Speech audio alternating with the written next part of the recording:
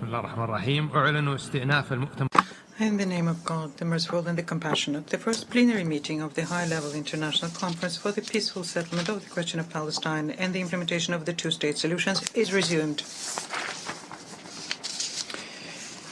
Distinguished heads of state and government, ministers, Your Excellency Antonio Guterres, Secretary General of the United Nations, Your Excellency Philemon Yang, President of the General Assembly, Excellencies, ladies and gentlemen. It is an honor and a privilege for me to co-chair with His Excellency Jean-Noël Barrot, Minister for Europe and Foreign Affairs of France, this high-level international conference for the peaceful settlement of the question of Palestine and the implementation of the two-state solution in accordance with General Assembly Resolution 78/81 of 3rd December 2024. We would like to extend a warm welcome to all of you. This conference is being held to advance the implementation of the United Nations resolutions pertaining to the question of Palestine and the two-state solution for the achievement of a just, lasting, and comprehensive peace in the Middle East. As co-chairs, we're pleased to see the high level of attendance today, which reflects the commitment and political will to achieve the goals of the conference. I invite now my co-chair, His Excellency Jean-Noël Barrot, Minister for Europe and Foreign Affairs of France, to make an opening statement.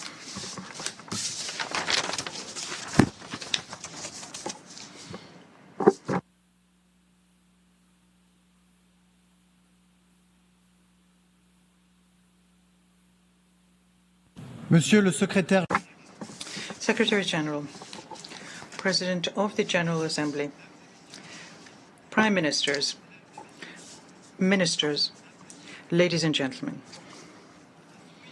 Having learned through his history, which is blood-spattered with fratricidal wars, loyal to the foundational principles of the United Nations established 80 years ago, France acknowledges that it is the sacred right of peoples to determine their own fate. There is nothing more precious for people than the dignity of to be free and to be standing on the land from which it takes its roots. Because depriving people of this rights inevitably leads to resentment, violence, and war. And that is why France is standing side by side with Israel, when after a long history of exile and persecution, it finally had a land, it finally had a state, and entered into the community of nations as a free people. And the France stood by Israel, mobilizing its diplomatic and military power every time his right to an existence was challenged or threatened. This was done in the name of a millennia-long relationship between France and the Jewish people, and in the name of the rights of people to determine their own fate. France acknowledges and recognizes this same right with the Palestinian people, the right to have their own homeland. And that is why France considers that the only alternative to the long cycle of violence is a prospect of having these two people, having two states, living side by side in peace and security. And this is the solution that France has been upholding constantly for decades. This was done through General de Gaulle, who in 1967 stated that the settlement of the conflict should be based on the recognition by each of the states in question by all others. This was done by François Mitterrand, who in 1982 stated in the Knesset that a dialogue means the prior and mutual recognition of the right of others to exist. This was done by Jacques Chirac, who in 1996 spoke in front of the Palestinian Legislative Council and stated that the Palestinian people have a natural aspiration to determine their own fate and to have a state. This was done through the voice of all of their successors, and particularly through the voice of President Macron. But we're now at a time where this prospect of having two states recognized and respected in all of their rights is today in mortal danger. It was threatened by the barbarous attack of the 7th of October, the worst anti-Semitic massacre since the Holocaust, by the extraordinary unleashing of savagery and cruelty of the Hamas terrorists in the intimity of kibbutz and on the eucalyptus trees of the Nova Festival. In the disfigured shadows of 1,200 innocents who were brutally murdered then, including 50 French nationals who are still mourning now together with Israel. Through the terrible fate of the hostages who are still in the black hole of captivity and whose immediate return we are demanding. And for those who are still trying to mourn. After wounds going so deep, how can one imagine peaceful coexistence? This idea was challenged and threatened by an indefinite extension of military operations of Israel in Gaza, which for a long time no longer have military or political justification. Massive displacements of populations, civilian victims in the tens of thousands, families turned apart, places of worship, hospitals, and schools bombed, humanitarian food distribution becoming bloodbath. Devastated by war, Gaza is today a charnel house where the corpses are looking famished and the spirits are becoming desperate. After so much suffering, how can we be thinking of peace?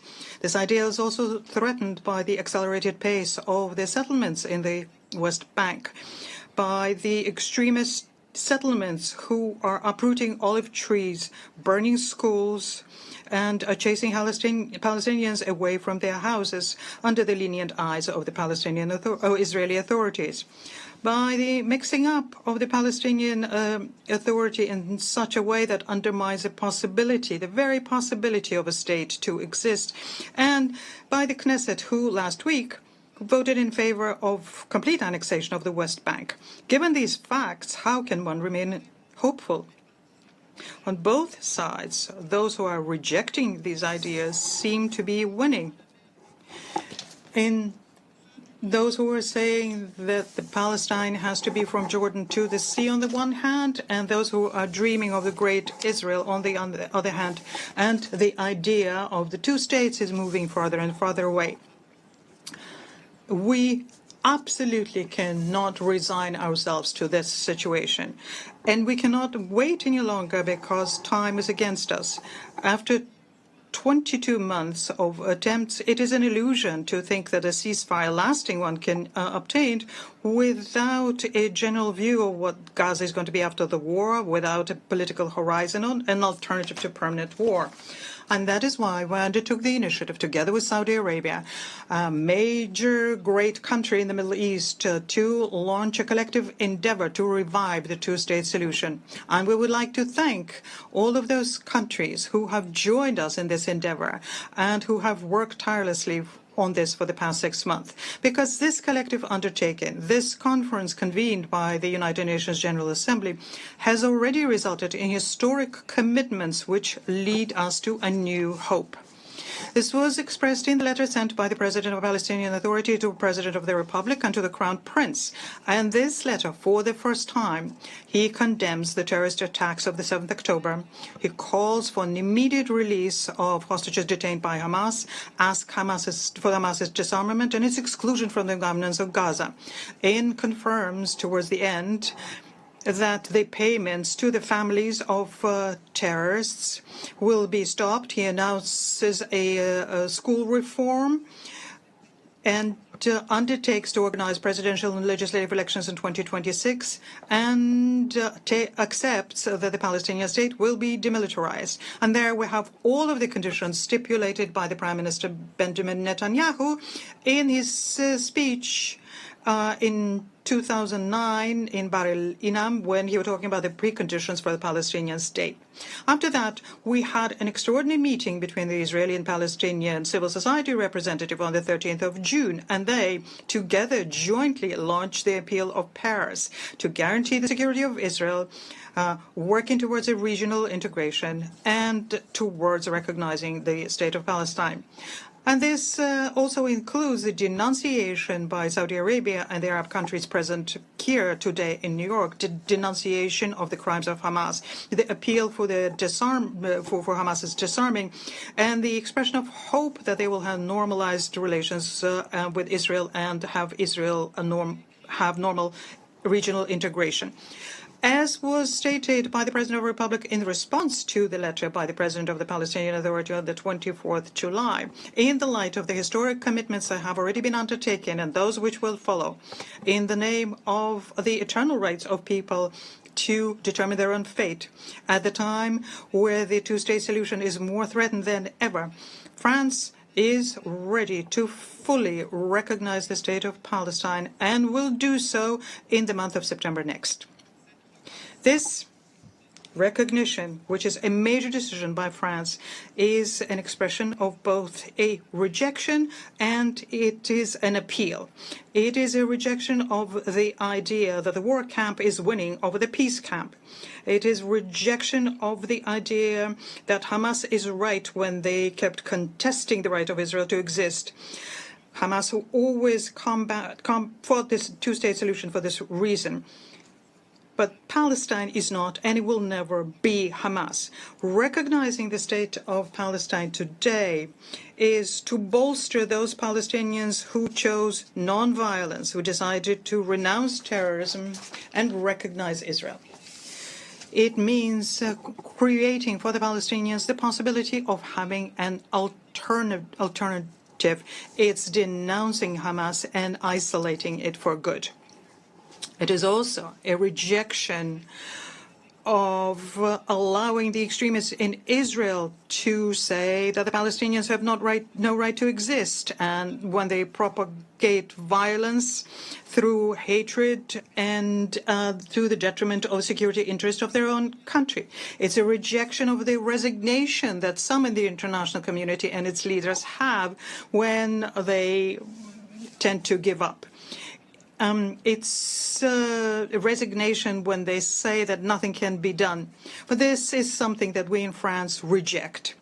We today have an opportunity to save the peace process. It is our historic responsibility, and it is our honor to take this opportunity. This recognition, which is a major decision by France, it is also an appeal, a call, an appeal to all of the people and countries in the world. Please bring in your contribution to this edifice of peace. Rejoin the irreversible trend that we have launched with Saudi Arabia by participating in the meeting of heads of state and governments, which will take place in September at the time of the United Nations General Assembly. It is also an appeal to those countries who have not yet recognized the state of Palestine. It is today that your decision will have the maximum impact on the way things develop. Waiting for Hamas to disarm before you recognize the state of Palestine, this means that you put the decision in the hands of Hamas. Yitzhak Rabin understood it very well because he fought terrorism as though the peace process did not exist, and he pursued the peace process as though there were no terrorism. It is by recognizing Palestine today, that you will create the condition for Hamas's elimination. This is all an appeal to the Arab and Muslim countries. Please cut at the root the rejection of Israel, which is feeding anti-Semitism, extremism, and terrorism. Retake the road of normalization with Israel. Show that the Israelis are winning when they are working on a regional security architecture by bringing everyone together with their neighbors. This requires courage, but courage is something that you have. This is an appeal to the government of Israel. Listen to the indignation throughout the world. Take the hand that's stretched out to you to find a way out of this. Open the eyes to the aspirations your neighbors have to live in peace and security with you. Cease the fire. Lift the humanitarian blockade on Gaza. Lift the financial blockade on the Palestinian Authority. Reject annexation project. It is in the interest of Israel and Israel's security. This is finally an appeal to the two people, the Israeli and the Palestinian people, who have been so tried by history and suffered so much through war. To Raim, which I was 1 year after the 7th of October in El Arish, several kilometers from Gaza in ruin. I have seen it with my own eyes. I have seen the depths into which this has plunged you. Please oppose the violence through the strength of your mind and spirit. Continue with the path forged by Rabin Arafat and those people who were working on peace. Make sure that your children grow up without secular hatred and destructive resentment.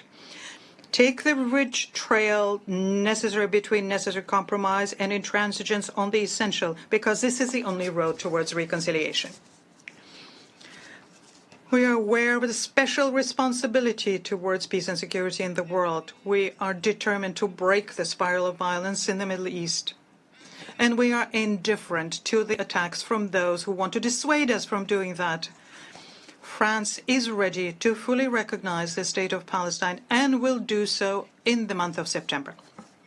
This is to build a new alliance between the people in the region based on justice, mutual recognition, and shared humanity. And to close the terrible chapter on war and to open a long-awaited chapter on peace.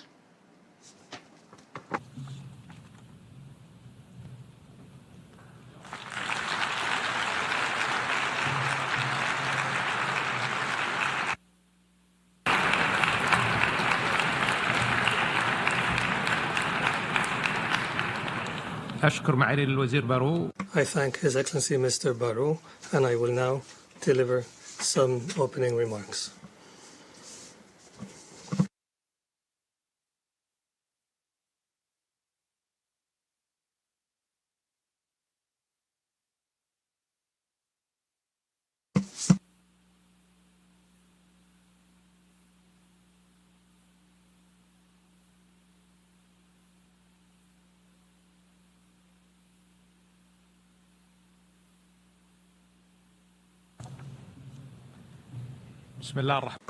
In the name of God, most compassionate, most merciful, Your Excellencies, may the peace of God be upon you. It gives me pleasure to begin by thanking His Excellency, Minister of Foreign Affairs of the Republic of France, and His Excellency, the Secretary General and the President of the General Assembly, and the chairs of the working groups for their efforts to prepare for this important conference, which is an opportune moment to move forward with the peace process. Ladies and gentlemen, this conference is held while escalation continues and the expansion of the conflict continues without any regard for the regional implications and global implications, and with a manner that entrenches impunity.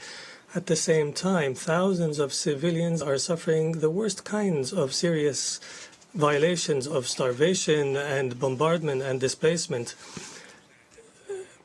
and hindering all international efforts to deliver humanitarian assistance to our people in Gaza. Meanwhile, the Israeli violations also take place in Jerusalem and the West Bank, where settlement policies continue and systemic exercises that want to change the demographic and religious nature of the region. The Kingdom of Saudi Arabia reiterates that peace and security do not take place through a deprivation of rights or through the force. These policies lead to destabilization and eroding the possibilities for peace and expanding extremism, threatening regional and international peace and security. Your Excellencies, the Kingdom of Saudi Arabia reiterates and welcomes what President Mahmoud Abbas has said about the commitment to peace and the continued efforts of the Palestinian government under the leadership of the Prime Minister, Mohammed Mustafa. These efforts deserve our appreciation. In this regard, we reiterate that the international community must support the Palestinian people in building their capacities and empowering their institutions through support for the Palestinian Authority and its reform. Ladies and gentlemen, the Kingdom of Saudi Arabia believes that peace cannot be built without empowering the Palestinian people economically and through development. Accordingly, the Kingdom of Saudi Arabia is promoting and expanding its cooperation with the Palestinian Authority to build capacity and to achieve digital transformation and to cooperate with the private sector so the economy can advance. In this regard, we mention the critical role of international organizations and the World Bank, including the IMF, in supporting the Palestinian people, whether through financing development or through technical assistance. In light of the increasing challenges, there is an urgent need to continue this support and further intensify it in order to enable the Palestinian people to overcome the challenges to achieve development and stability. And we welcome the grant from the World Bank for the Palestinians. Ladies and gentlemen, since the adoption of the Arab peace process in 2002, the Kingdom has continued its efforts for realization of an independent Palestinian state on the borders of 1967 with Jerusalem, East Jerusalem as its capital. This is the pillar for achieving a fair and comprehensive and lasting peace in the region. In this context, we commend France's intention to recognize the Palestinian state. This is a measure that reflects its support for the self-determination of the Palestinian people in accordance with international law and international resolutions. We welcome the recognition of a number of friendly states of the Palestinian state.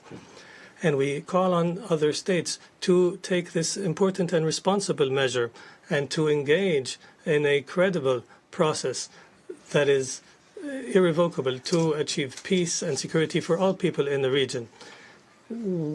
We realize we must maintain the political process, and therefore the Kingdom has launched this conference and has cooperated with the European Union and Norway, and we are working to operationalize a mechanism that is time-bound to follow up on the outcomes of this conference and to support practical measures to end the occupation and to establish the independent state of Palestine and achieve regional security. In conclusion, we call on you to join the final outcome document and to participate in its implementation. Our collective responsibility requires us today to work urgently to end the humanitarian disaster that is threatening the credibility of the international law and to enable the Palestinian people to achieve self-determination in order to achieve peace and security for all people in the region, opening the way towards stability, prosperity, and development. And may the peace of God be upon you.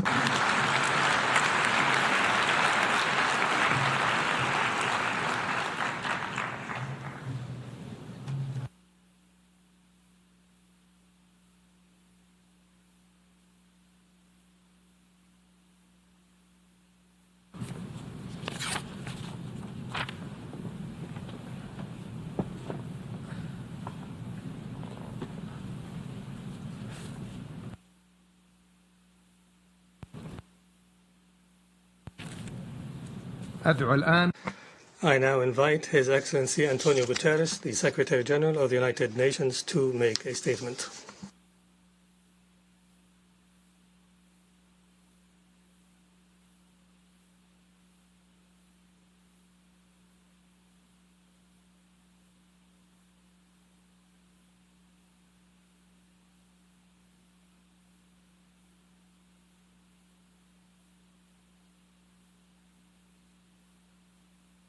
Distinguished co-chairs, Mr. President of the General Assembly, Excellencies, ladies and gentlemen.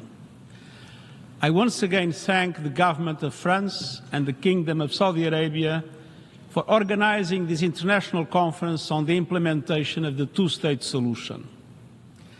Let's tell it straight.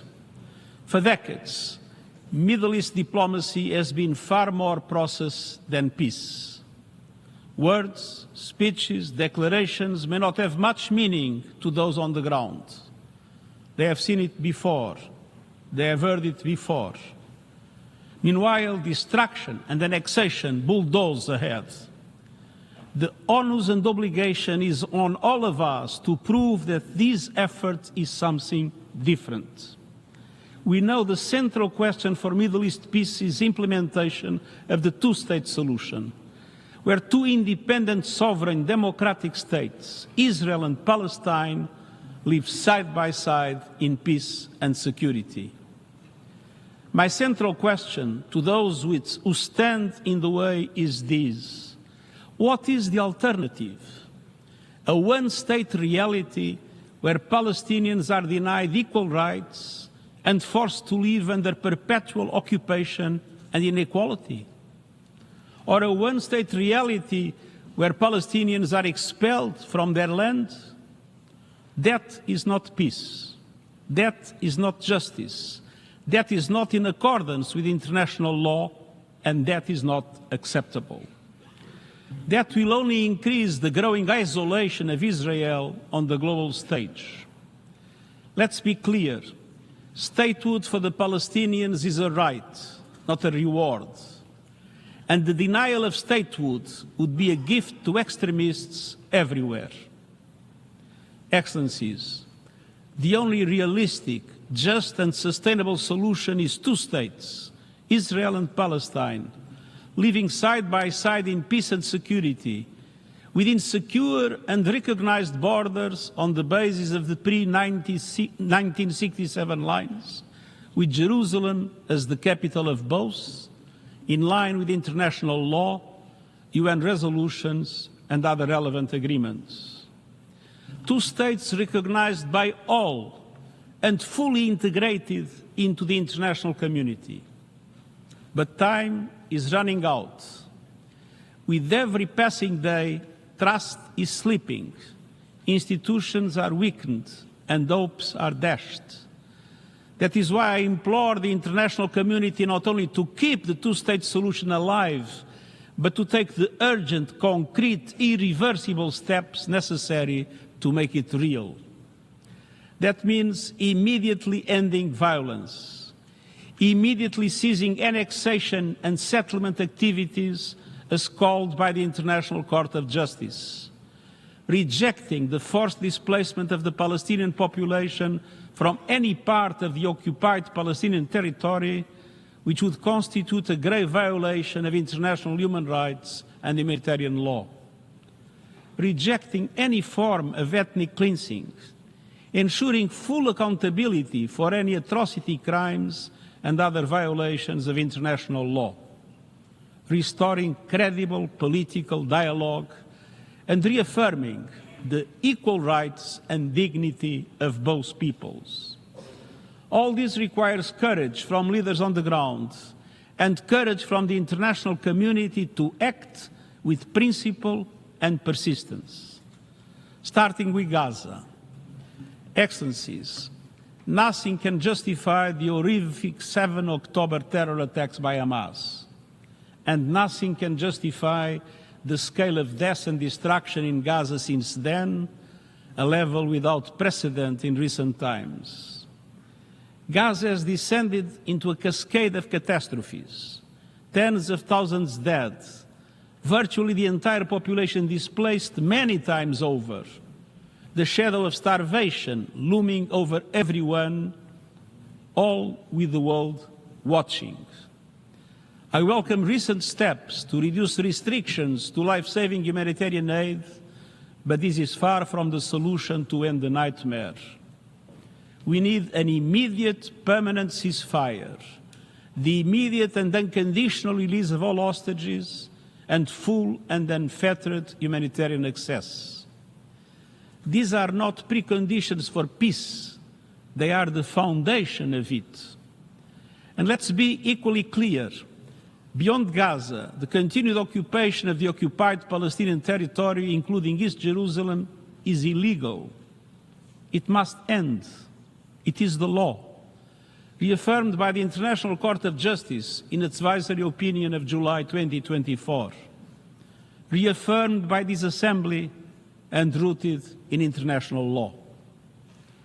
Excellencies, let us reject the false choice between Palestinian statehood and Israeli security. There is no security in occupation. Let us affirm Israel's legitimate security concerns must be addressed, and so must the legitimate rights of the Palestinian people.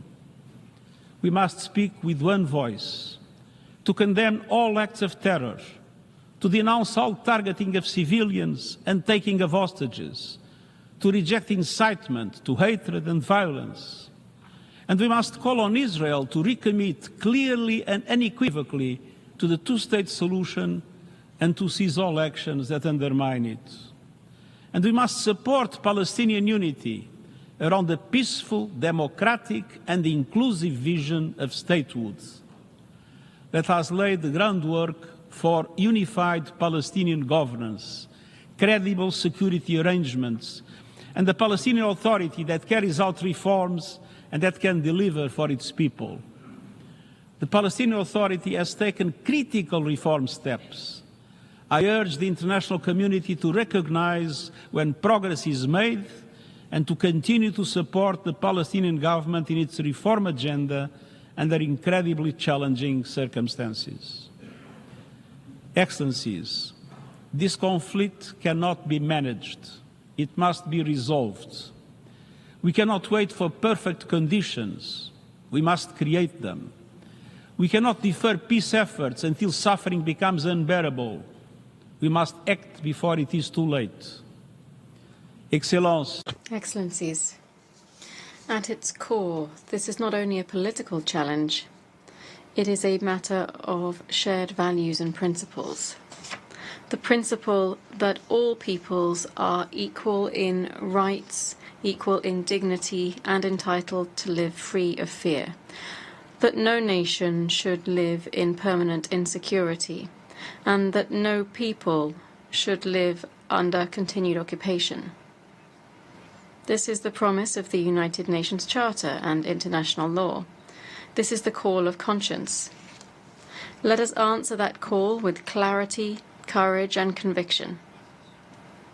Let us, at long last, choose the path of peace, not as a concept, but as a commitment, not as a dream, but as a reality, for Palestinians, for Israelis, for the people of the Middle East and the world. Thank you.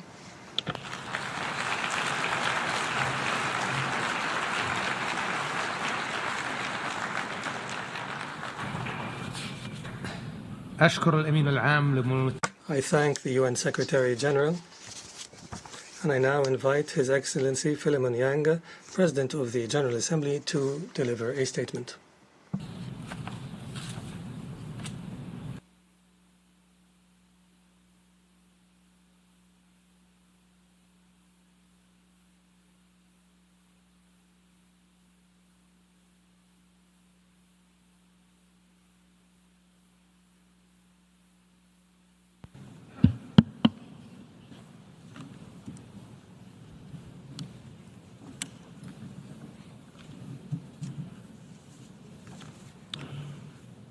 Excellent.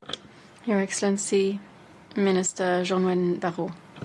Your Highness, Prince Faisal bin Farhan, Mr. Secretary General of the UN, Prime Minister Dr. Mohammed Mustafa, Your Excellencies, ladies and gentlemen.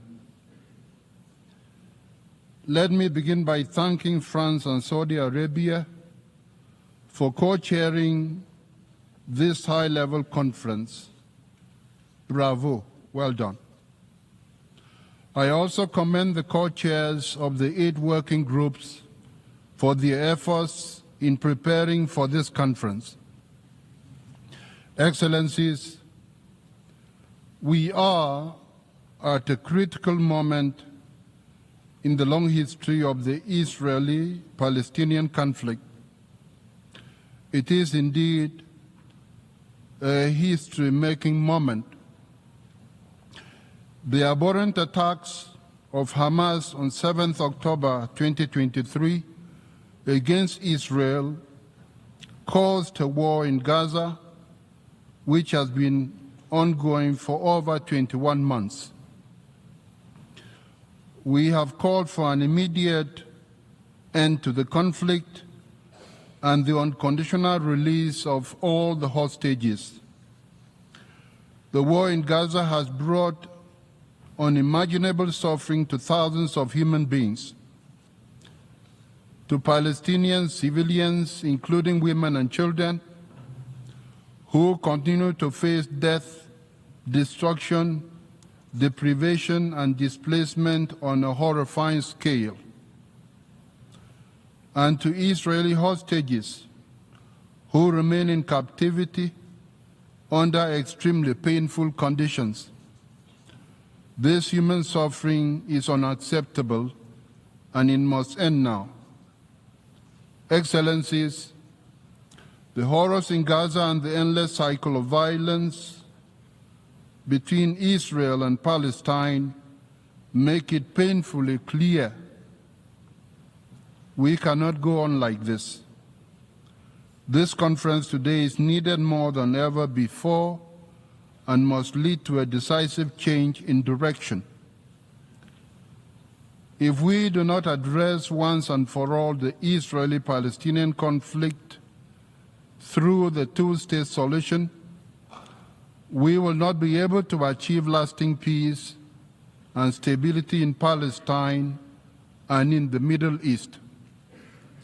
This is the reason why we have gathered here today. This is why this conference must be a success, and this is why this conference must chart an irreversible path towards the implementation of the two-state solution. We simply cannot afford more excuses and more delays. We must act now. Your Excellencies, last month, the General Assembly adopted a resolution that reflects the urgent demands of the international community with respect to the war in Gaza. The urgent demands include, first, an immediate, unconditional and permanent ceasefire to be respected by all the parties concerned. Second, the immediate, dignified and unconditional release of all hostages held by Hamas and other groups. Third, the immediate and permanent facilitation of full, rapid, safe and unhindered entry of humanitarian assistance at scale, including food and medical supplies, into and throughout the Gaza Strip, and its delivery to all Palestinian civilians. The international community must ensure that Israel and Hamas finally comply with these demands and with the obligations under international law and international humanitarian law. Excellencies, while the situation in Gaza is dramatic, we must not lose sight of the deeply concerning and equally urgent situation in the occupied West Bank, including East Jerusalem. Violence against civilians, including acts of terror, settler violence, settlement expansion, seizures, demolitions, and forced displacements are eroding any prospects for a political solution to the Israeli-Palestinian conflict. Let me be clear. This conflict cannot be resolved through permanent war, nor through endless occupation or annexation. Peace and stability will only be achieved when Israelis and Palestinians can live side by side in their own sovereign independent states in peace, security, and dignity. When Palestinians recognize the state of Israel and Israelis recognize the state of Palestine, that will be a good thing. When the world finally honors the legitimate aspirations and rights of both Palestinians and Israelis, when both the state of Israel and the state of Palestine are recognized as legitimate members of the international community and of the United Nations. Until today, more than 140 states have recognized the state of Palestine. The announcement of President Macron that France will be recognizing the state of Palestine in the upcoming session of the General Assembly should encourage more states to take this important step on the way to the realization of the two-state solution. It should also serve to empower those voices in Israel and Palestine who advocate for peace and peaceful coexistence of Israelis and Palestinians. Excellencies, the international community has reaffirmed its unwavering commitment to a comprehensive, just and lasting peace grounded in international law and the United Nations Charter and relevant United Nations resolutions on different occasions. Now we must translate this commitment into action. It has been 78 years since this General Assembly first called for a two-state solution in Resolution 181. It has been 58 years since the Security Council adopted Resolution 242. Time and again, the General Assembly and the Security Council have reiterated their support for a vision of two states within secure and recognized borders based on the 1967 lines in numerous resolutions. It is our collective responsibility to demand the implementation of these resolutions. The focus of this conference must therefore be concrete and action-oriented, identifying steps the international community must take to realize the two-state solution. We must restore both hope and trust. Hope that a better future is possible. Trust in the United Nations and our commitment to the peoples of Palestine and Israel. We must act now to take the steps necessary to bring about a peaceful settlement of this conflict, one that upholds international law, the United Nations Charter and relevant UN resolutions, and especially one that achieves justice for Palestinians and Israelis, one that ensures a peaceful, prosperous, and equitable future for everyone in the Middle East. Thank you.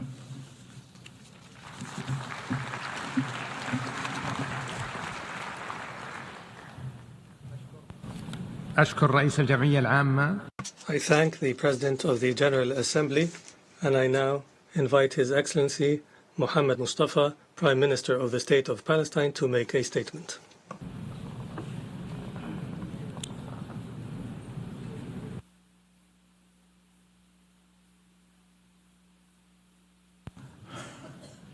صاحب السمو الأمير فيصل. Your Highness Prince Faisal bin Farhan, Your Excellency Minister Jean-Noel Barrot, Mr. Antonio Guterres, Secretary General of the United Nations, Mr. Philemon Yang, President of the General Assembly, Your Highnesses, Your Excellencies, distinguished delegations, may the peace and blessings of Allah be upon you. At the outset, I would like to express once again the appreciation of the State of Palestine to the Kingdom of Saudi Arabia and France for their leadership and for presiding over this important United Nations conference. I would also like to thank the states that have chaired the working groups and all the states and organizations participating in this international conference for the peaceful settlement of the question of Palestine and the implementation of the two-state solution. We have been waiting for long years for a genuine international intervention that would move us towards a peaceful, just, and comprehensive solution to the Palestinian question and the independence of the State of Palestine in implementation of the two-state solution on the basis of resolutions of international legitimacy for many years. And in this period of waiting, we have lost what we have lost, and we have suffered immensely. Therefore, this international conference must constitute a turning point in which positions and decisions are translated into immediate and unprecedented practical steps to stop the genocide and end the Israeli occupation, uphold the Palestinian right, and help an independent Palestinian state on the basis of two-state solution take shape in accordance with the resolutions of international legitimacy, which opens the way towards peace, security, stability, and prosperity in our region for the benefit of all peoples and states. Your Highnesses, Excellencies, distinguished delegations, in the Gaza Strip, there are all kinds of death. Palestinians die by being targeted. They die by being burned alive. They die out of the cold, out of hunger, out of thirst, out of disease, out of grief, and out of fear. And they send us every day, every moment, for more than 20 months, a distress call to save them from this killing, destruction, and disregard for their lives. How has this devastating war not stopped for our people yet?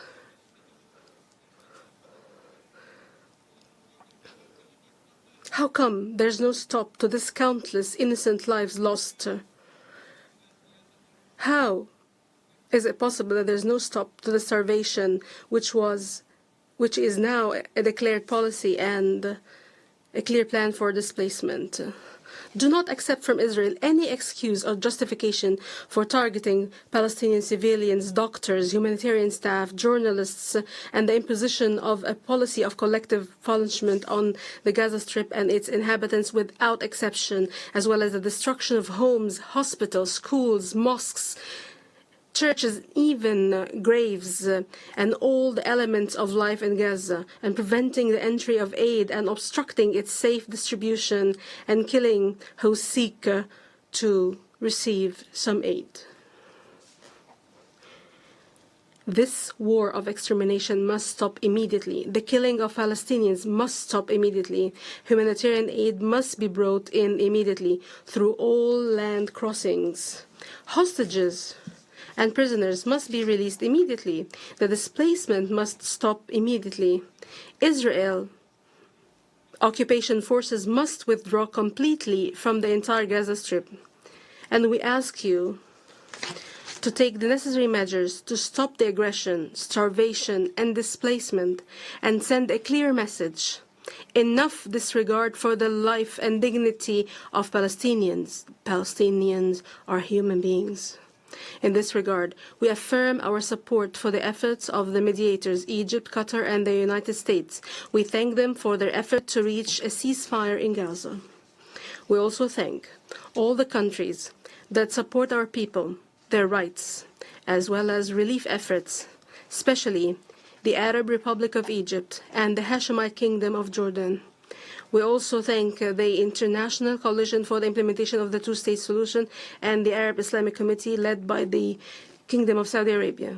Your Excellencies, Your Highnesses, distinguished delegations, we affirm the readiness of the State of Palestine to assume full responsibility for governance and security in Gaza with Arab and international support. We also stress that the State of Palestine is the only holder of the right to rule the entire Gaza Strip, and it is the holder of the exclusive right to maintain security.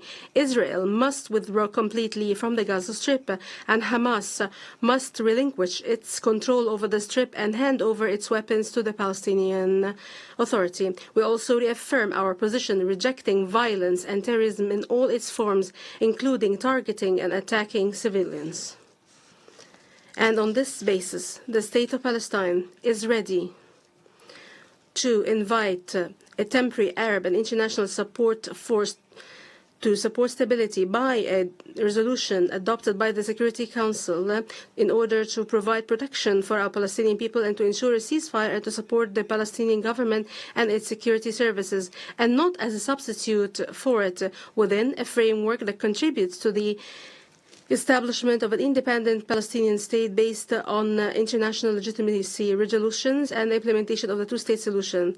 We are also working with brotherly Arab countries and the international community to reconstruct Gaza and prevent the displacement of our people from their land, including by holding an international conference in Egypt to start implementing the Gaza Reconstruction and Recovery Plan and providing it with the necessary support.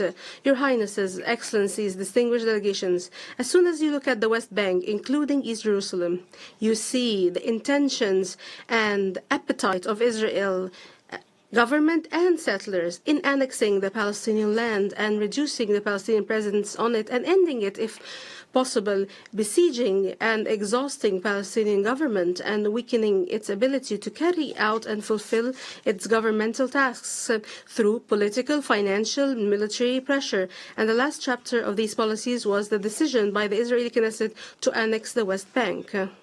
Hence, the international community must move beyond the time of condemnation and denunciation and move to a stage where it forces Israel to cease its annexation practices, settlement, including settler terrorism and violence, killing and captivity, restriction on movements, attacks, and destruction of villages, cities, and camps, and prevention of return to them. Attacks also on Islamic and Christian holy sites, withholding Palestinian tax funds, as well as threatening to paralyze the Palestinian banking sector in an attempt to destroy the state of Palestine and the two-state solution. Your Highnesses, hence, we stress the importance of holding this conference and the issuance of the UN Declaration for the peaceful settlement of the Palestinian question and the implementation of the two-state solution 1 year after the issuance of the advisory opinion of the ICJ.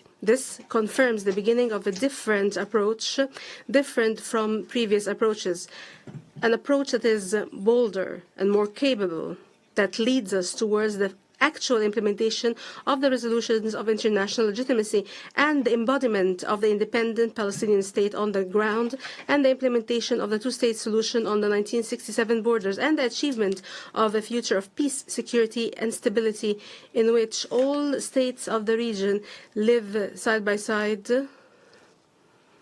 and good neighborliness.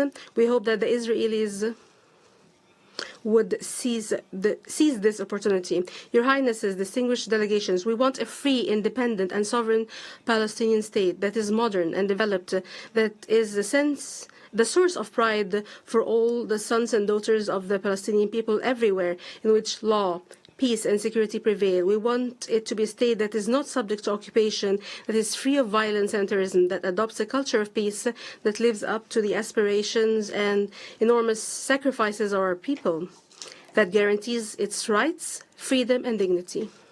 In this regard, President Mahmoud Abbas announced at the Arab Summit that comprehensive presidential and legislative elections will be held within a year, as has been done previously in all of our occupied territories, including East Jerusalem, and he asked the international community to provide us with assistance in holding such elections. These will be open elections based on the platform of the PLO and its commitments and the resolutions of international legitimacy under the slogan, "One government, one state, and one set of arms." We are confident that this conference will contribute to ending the war on Gaza, ending the occupation, and embodying the sovereign Palestinian state, including by mobilizing political, financial, and economic support for the Palestinian government so that it can strengthen state institutions and implement the reform plan. Towards that end, we call on the convening of a donor conference as soon as possible to achieve these goals. Your Highnesses, Excellencies, heads of delegations, the Palestinian people have the right to live in freedom and dignity in their homeland. And every people in the world deserves to live in peace and security. However, all this can be achieved only through the realization of the inalienable rights of the Palestinian people. Foremost among them is the right to self-determination, the right to return, and the embodiment of the State of Palestine, an independent State of Palestine on the borders of 1967, with East Jerusalem as its capital, to live side by side in security and peace with Israel. The Palestinian Liberation Organization, the sole legitimate representative of the Palestinian people, has recognized Israel for more than 30 years.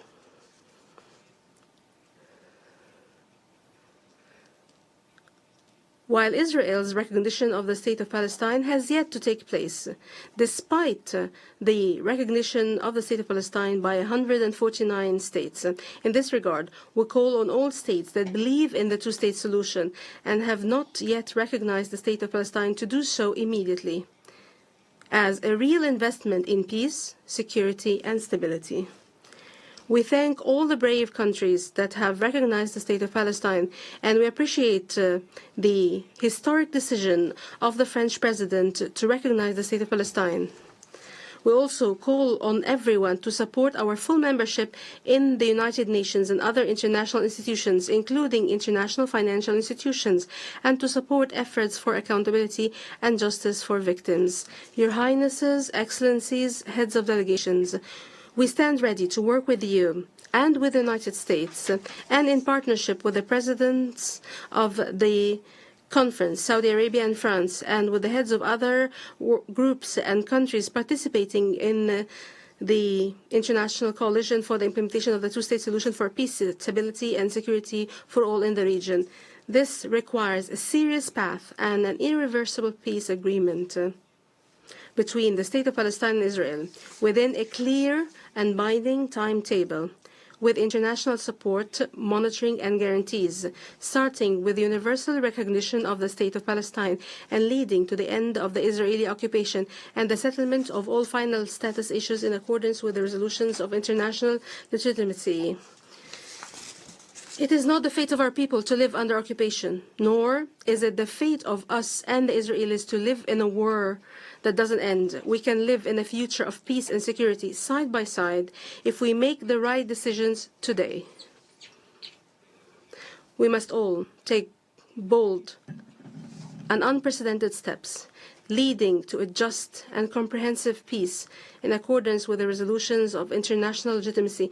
Enough injustice, war, occupation, and destruction.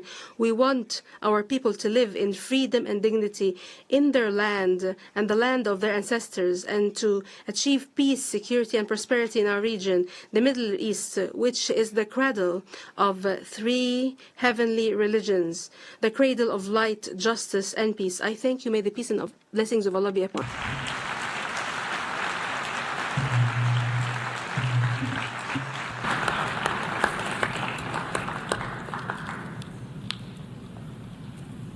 أشكر دولة رئيس مجلس الوزراء في دولة فلسطين. I thank His Excellency the Prime Minister of the State of Palestine.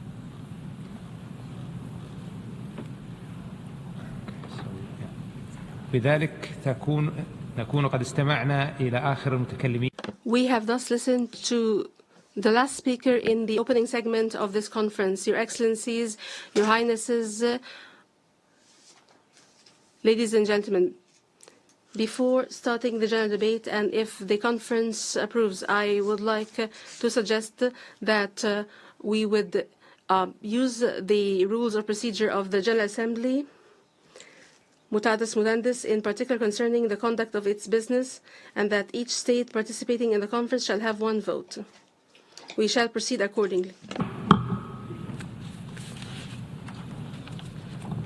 أعطي الكلمة الآن إلى I now hand the floor to my fellow co-chair, His Excellency Jean-Noël Barrot, Minister for Europe and Foreign Affairs of France.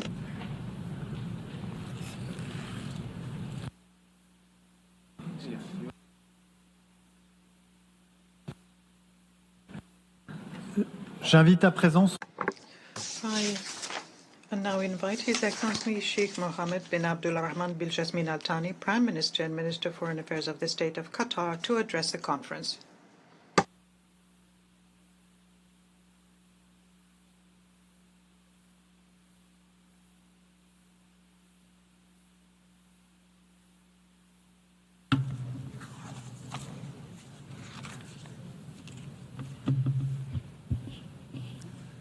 بسم الله الرحمن الرحيم. In the name of Allah, most gracious, most merciful. Your Highness, Prince Faisal bin Farhan Al Saud, Minister of Foreign Affairs of the Brotherly Kingdom of Saudi Arabia. Your Excellency, Mr. Jean-Noël Barrot, Minister of Foreign Affairs of the Friendly Republic of France. Your Excellency, Secretary General of the United Nations, Your Excellency, President of the General Assembly, Your Excellencies, Your Highnesses, ladies and gentlemen. At the outset, I would like to express our appreciation to His Excellency President Emmanuel Macron, the President of the French Republic, and His Highness Prince Mohammed bin Salman, the Crown Prince of the Kingdom of Saudi Arabia, for taking the initiative to hold this historic conference under the sponsorship of the United Nations. The conference that tackles one of the longest unresolved issues in terms of the maintenance of international peace and security. Your Excellencies, this conference is a glimmer of hope.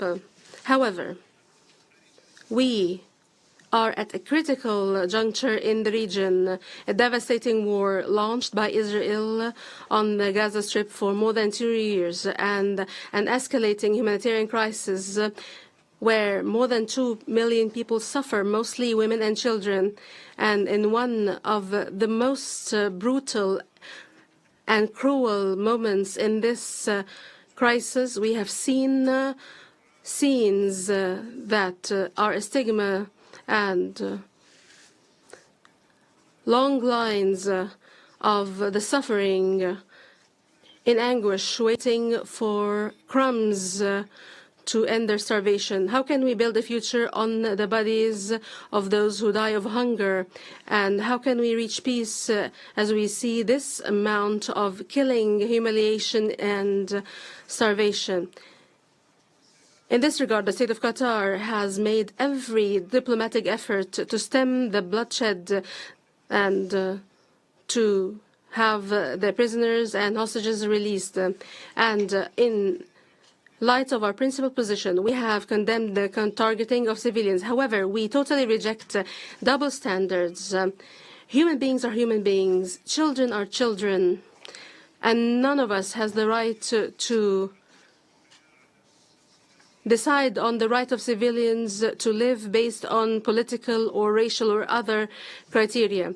Starvation and the targeting of hospitals has been used as a method of war in a precedent that we cannot accept, as if these are common practices in any conflict from now on. And the State of Qatar reaffirms once again its total rejection of the use of food as a tool to bring pressure to bear or a method of war or a weapon in war. And we condemn blockade and forced displacement against civilians and defenseless civilians, and the use and the targeting of vital facilities, hospitals, and shelters in a violation of international law and international norms. The efforts for mediation by Qatar, the US, and Egypt did bear fruit, namely the entry of significant aid and the release of prisoners and hostages from both sides. Despite multiple obstacles and attempts to block humanitarian aid and to demonize the mediators. Despite all this, we continue in our path towards a ceasefire, a permanent ceasefire, to end the crisis and to start the effort for reconstruction and recovery. This requires that all parties act responsibly and support all efforts to reach such goal. Your Excellencies, the war on the Palestinian people in the Gaza Strip did not just lead to immense, unprecedented suffering for defenseless civilians, but it has led to a violation of international law and universal norms on which the international system has been built on since the end of World War II. It has proven that force cannot liquidate the question of Palestine. It has only aggravated the question by adding to the grievances the feelings of hurt and pain that will remain a wound that will never heal. The devastating catastrophe of war and its political failure mean that there is no alternative to a just and comprehensive settlement for the question of Palestine. And the key is to acknowledge that the Palestinian people have been subjected to injustice and to bring about justice that is 80 years late. Based on our principled support for peace, the State of Qatar fully supports the objectives of this conference, and we seek to have an active and a positive role towards the implementation of the two-state solution. And we have co-chaired with Canada and Mexico the third working group on the narratives for peace. And we have addressed in this working group important issues, and we have reached important conclusions that would lead to making this conference a success. To achieve a conducive environment for peace, there is a need to support positive narratives that support peace between the two sides that will be based on relinquishing violence and addressing attempts to dehumanize the other. Your Excellencies, the State of Qatar stresses its firm position vis-à-vis the peaceful settlement of the question of Palestine based on the principles of international law and the rules of international legitimacy based on the two-state solution as the only viable practical solution to end the conflict and to achieve just and comprehensive peace. Hence, the State of Qatar calls for a clear and unified international position that rejects all practices that hinder negotiations and chances for comprehensive and just peace. Here we welcome the recognition by a number of states of the State of Palestine in the West Bank and the Gaza Strip based on the 1967 borders, because we believe this is a vital step towards achieving security and stability internationally and regionally. We also welcome the commitment by the friendly Republic of France to recognize the State of Palestine next September. Ladies and gentlemen, holding this conference represents the collective will of the international community to translate words into actions and to actively contribute towards the peaceful settlement of the question of Palestine in all its dimensions. The international community has a responsibility to create an environment conducive to reaching a comprehensive and just peace, to bring back the strong role of international legitimacy after this horrific war, and to provide humanitarian, economic, and political necessary support. We hope that this conference would represent a turning point that would lead to tangible commitments, not just statements, and would pave the way towards practical steps towards the implementation of the two-state solution, towards a comprehensive, just, and permanent and lasting settlement of the cause, and would lead to stability in the entire region. I thank you.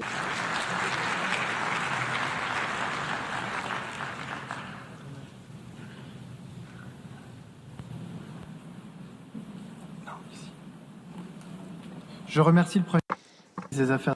I thank the Prime Minister and Minister for Foreign Affairs of the State of Qatar. I now give the floor to His Excellency Mr. Ayman Safadi, Deputy Prime Minister and Minister for Foreign Affairs and Expatriates of Jordan.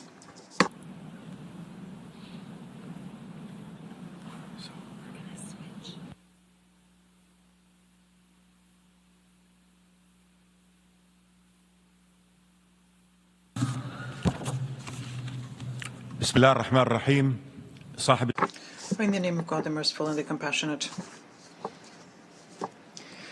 Your Highness,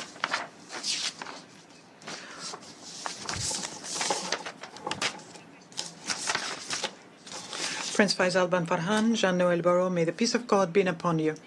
We are here to affirm that there is only one road leading to just peace, ensuring peace and stability for the entire region. The two-state solutions, which puts an end to occupation and oppression and allows for the creation of an independent and sovereign Palestinian state on the national Palestinian territory, living in peace and security with Israel under international law and in line with the Arab Peace Initiative. We are meeting today at the time where the disastrous impact of the failure of this solution is unfolding before our eyes in the form of death, destruction, hunger, which tramples international humanitarian law underfoot. It makes it into a mere slogan, existing in word but not in deed. The disastrous effects of that are seen in Gaza. Under occupation, it's become a cemetery for its inhabitants and also for our common values. The people in Gaza are dying. We can see mothers crying over their dying children, people who cannot find anything to drink or eat or any medication to alleviate the suffering of people. Mothers are watching their children's short lives ending. We can see it in the West Bank as well, where occupation is gathering pace, where the seizures of land continues, where the Palestinians' blood is being shed, and the holy sites are being violated, and the hope for peace is dying. Peace is the only guarantee for the Palestinians and the Israelis. We can see the arrogance of the State of Israel vis-à-vis the international law. For example, in Lebanon, we can see that, or in Syria, where Israel is invading greater and greater chunks of Syrian territory. At the time when the world is calling for the rebuilding of a new Syria, which is free and stable, where all Syrians live in security, freedom, dignity, and equality. Ladies and gentlemen, this situation, it nullifies our humanity and threatens our collective security, undermines international law and the United Nations Charter, and makes this conflict a threat to the future of the region. The aggression against Gaza has to end. The international community has to prevent the death of another Palestinian children who is dying from hunger or thirst. More than 600,000 children in Gaza must return to school. 2.3 million Palestinians must regain hope and belief in the value of their lives and in their children's future. And that's why the efforts by Egypt, Qatar, and the United States have to be successful to arrive at an agreement which ends the war and gives life back to Gaza. International assistance has to be provided in a way that's unimpeded. All of the crossing points have to be opened. Jordan continues doing everything it can through land convoys and airdrops when Israel leaves us no other choice. Humanitarian assistance and drops cannot be an alternative to land delivery. This is our small contribution to the situation in Gaza, but we will continue doing everything we can to continue helping people in Gaza living through their current situation. The Kingdom of Jordan is ready to cooperate with all of you in this humanitarian duty. The international community has to work and has to be firm and effective to counter the illegitimate Israeli steps which undermine the two-state solution in the occupied West Bank. The ceasefire agreement in Lebanon has to be implemented. Also, the actions of Israel in Syria, which destabilize Syria and usurp the rights of the Syrian people to security and stability, have to end. Ladies and gentlemen, this conference of ours will perhaps not end up with a two-state solution, but it is a message to the region or the international community to move in that direction. Those who have an alternative to the two-state solution, let them come up with it. The Palestinian people will remain on their land and within their rights. All the millions of people in the West Bank and other occupied areas will continue being dehumanized. Do they not have the right to dignified life and freedom and the right to self-determination? The state, a single state for the Palestinians with all of their rights, is it possible, or is it institutional apartheid will remain and will thus bury international credibility? And we make the goal of peace unattainable. The Israeli government is against our meeting here today. They say that negotiations have to end the conflict, but they refuse negotiations and they counter the rights of Palestinians to have a state. They seize Palestinian land. If Israel really wants to negotiate, well, the Palestinian leadership stands ready to engage in negotiations to have just peace. However, Israel does not negotiate. That's the truth. It's time for the international community to react to that according to its belief, which supports the two-state solutions. Practical and clear measures have to be undertaken to support this solution. We have to use all of the tools at our disposal to implement it. Otherwise, the Palestinians and the Israelis will remain without the right to peace, as well as all the people in the region. Just peace is something that has been in the Arab Peace Initiative since 2002.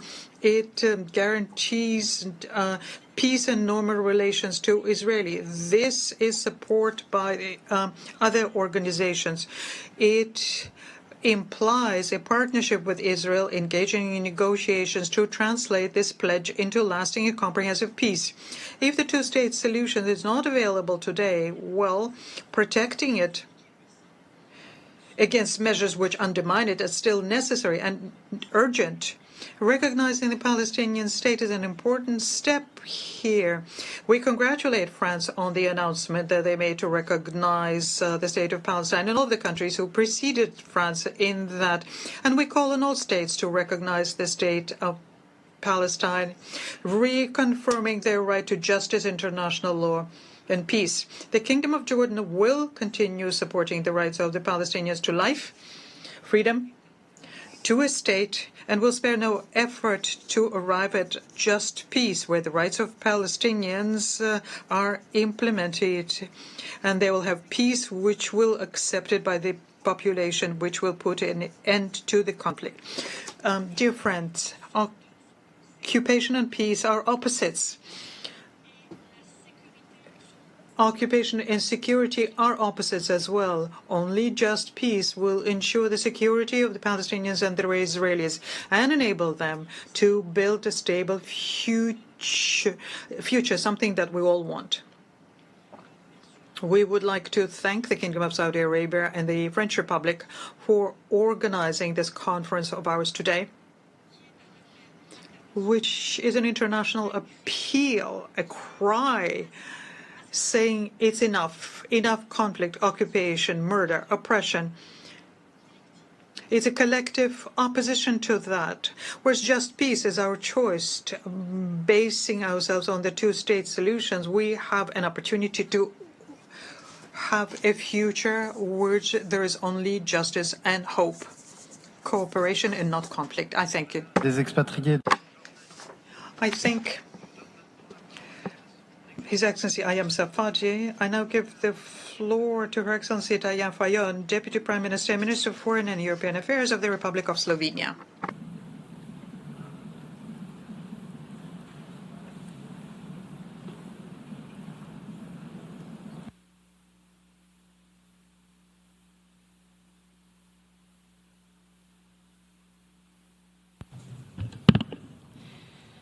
I thank the co-chairs of the conference and of the working groups.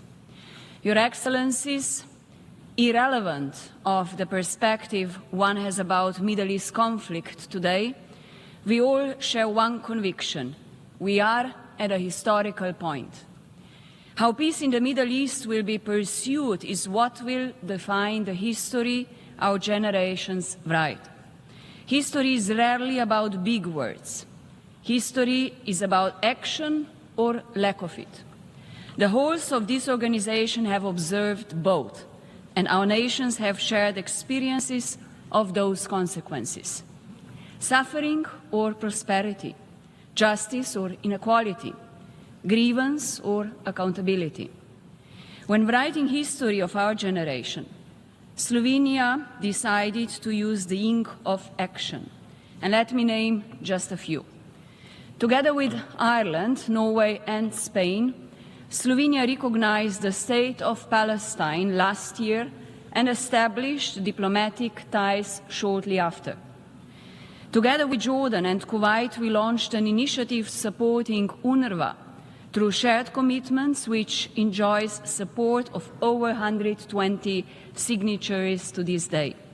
And we continue to strengthen partnership with the agency. We acted upon the mandate entrusted to us as the Security Council member, pushing for action in the Council and supporting membership of Palestine in the United Nations. We participated in proceedings for advisory opinions of the International Court of Justice and supported action in the General Assembly. We were among the first countries recently to respond to settler violence by adopting sanctions against 2 Israeli ministers. And we have supported any well-intended other initiative along the way, including the US, Egypt, Qatar-led mediation efforts. But our efforts cannot and will not end there. I'm looking forward to signing a memorandum of understanding with Palestine to pave the way for strengthened cooperation. Palestinian ownership is central to the two-state solution. We continue valuing dialogue also with Israel, with the region and the civil society. Our door is always open to build trust. Your Excellencies, we are heartbroken by the devastation and immense suffering of civilians in Gaza. The months-long Israeli blockade of humanitarian aid has resulted in famine spreading across Gaza. Children are suffering the most. We take note of recent temporary measures which are long overdue and definitely not enough. We are appalled by dangerous trajectories in the West Bank, including East Jerusalem, and we resolutely stand against terrorism and strongly condemn Hamas' barbaric attack on October 7th. We do not need a new blueprint to reverse the course of history, as we already have it. We have international law, and Slovenia calls for its full respect. This includes the decisions of the ICJ, both advisory opinion on occupation as well as provisional measures on Gaza. And I feel compelled to underline that this includes accountability.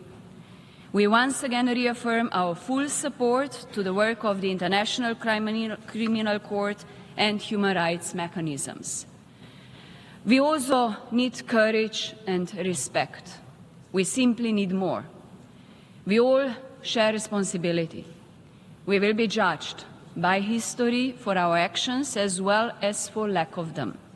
That is why I take this opportunity to call on member states to take bold actions, to demand an end to starving civilians, a ceasefire and the release of hostages, to normalize ties with Israel, to recognize Palestine, to support Palestinian Authority, to provide humanitarian assistance and back reconstruction, to foster dialogue, and finally, leadership for peace. I thank you all.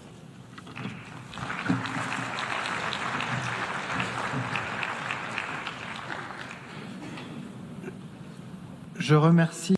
I thank the Deputy Prime Minister and Minister for Foreign Affairs of Slovenia.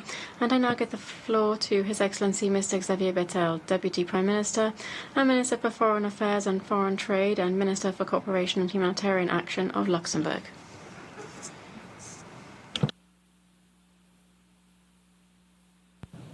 Dear Faisal, dear Jean-Noël, dear friends. Pour moi, venir ici. For me, coming here was something that wasn't just part of my work, it was a duty. It's a duty as someone who has now been Foreign Minister for almost 18 months. I've been to Palestine and Israel 4 times, and once I went to Jordan, and countries that are also experiencing the direct consequences of the situation. I've been to Egypt once and Qatar once, and I'd like to thank both of you for inviting us here to keep up the momentum on the situation in Palestine. This situation, when you look at public opinion, is divisive.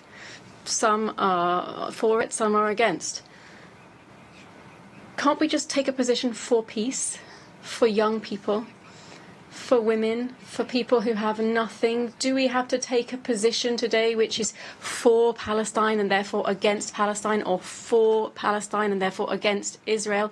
These are cliches that we want to fall into, that we have to be against each other and not find pragmatic solutions in this situation. I'm also thinking about the hostages from the 7th of October, families who don't even know whether their relatives are still alive. Imagine being in that situation and not knowing what happened to a member of your family. So we need to be brave, to all of us, to be able to forge ahead in one direction towards peace and to ensure that we can live together. For the Palestinian Authority, it's very difficult.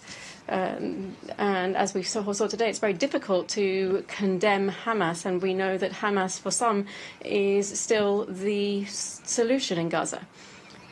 To have to explain to young Gazans who have just buried their parents following bombings the night before that they have to find peace with Israel, to say to young Israelis that they have to find peace with Palestinians when some of their relatives are still being held hostage. But that's the reality on the ground. So today, I see a situation that is very difficult to accept, very difficult to understand, and nonetheless we've understood the reaction of Israel, but wanted to have self-defense and defense to the action of the 7th of October. But we need to keep proportions and see what is proportionate today. We have UNRWA. UNRWA was the first agency to have to close, and we can see that the aid that should have been delivered by UNRWA, those on the ground are seeing every day how important they were for health, for education, for humanitarian action. More than 1,000 people have died just going to find aid, to get food.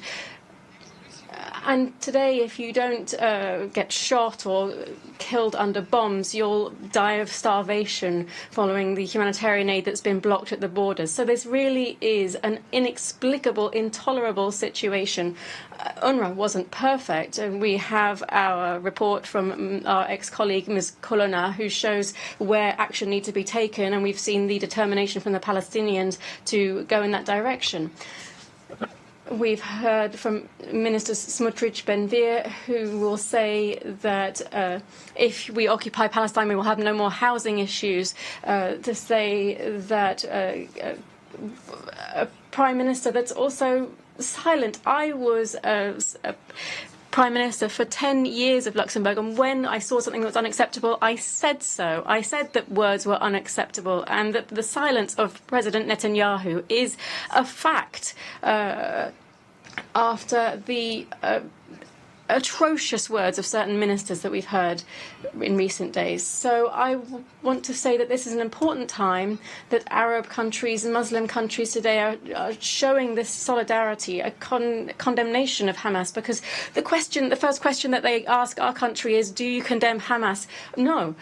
We need to ensure demilitarization of Hamas. Hamas can't be an alternative to the Palestinian Authority. We have to have elections in Palestine. We have to do demilitarization. We have to have de-radicalization. But we have to give hope to the Palestinian population that today, if it doesn't see a solution, risks being even more demanding and wanting to react to what it's seen. So we need to give hope to young Palestinian people and a future to young Palestinian people. And we need to strengthen the Palestinian Authority. We are seeing that the money from taxes paid by Palestinians is not paid back to the Palestinian authorities by the Israeli government. It's a very difficult situation, but the Grand Duchy of Luxembourg president is leaning in the direction of taking this step in September and to recognise the state of Palestine. We're being asked, well, will that change anything? Last year we saw Slovenia, Norway, Spain and Ireland that already did that. But I hope that this dynamic now, President, will make it possible to make progress. We see great determination to condemn Hamas, or demilitarize Hamas among countries in the Middle East. So we mustn't lose this momentum, and we hope that one day our Israeli colleagues will understand that Israeli security will be peace in Palestine, and that saying today that supporting Palestine is not an act against Israel. On the contrary, it is for a future in security for future generations. Thank you.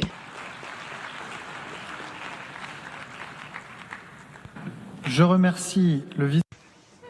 I thank the Deputy Prime Minister, Minister for Foreign Affairs and Foreign Trade, of Cooperation and Humanitarian Action of Luxembourg. I would invite speakers to respect the time limit of 5 minutes that is granted to each speaker so that everyone can take the floor. Speakers with longer statements are encouraged to read an abbreviated version of their speech and to submit their full statement to the e-statements at un.org address so that it can be published in the UN Journal. I now invite His Excellency Mohammad Ishaq Dar, Deputy Prime Minister and Minister for Foreign Affairs of Pakistan, to take the floor.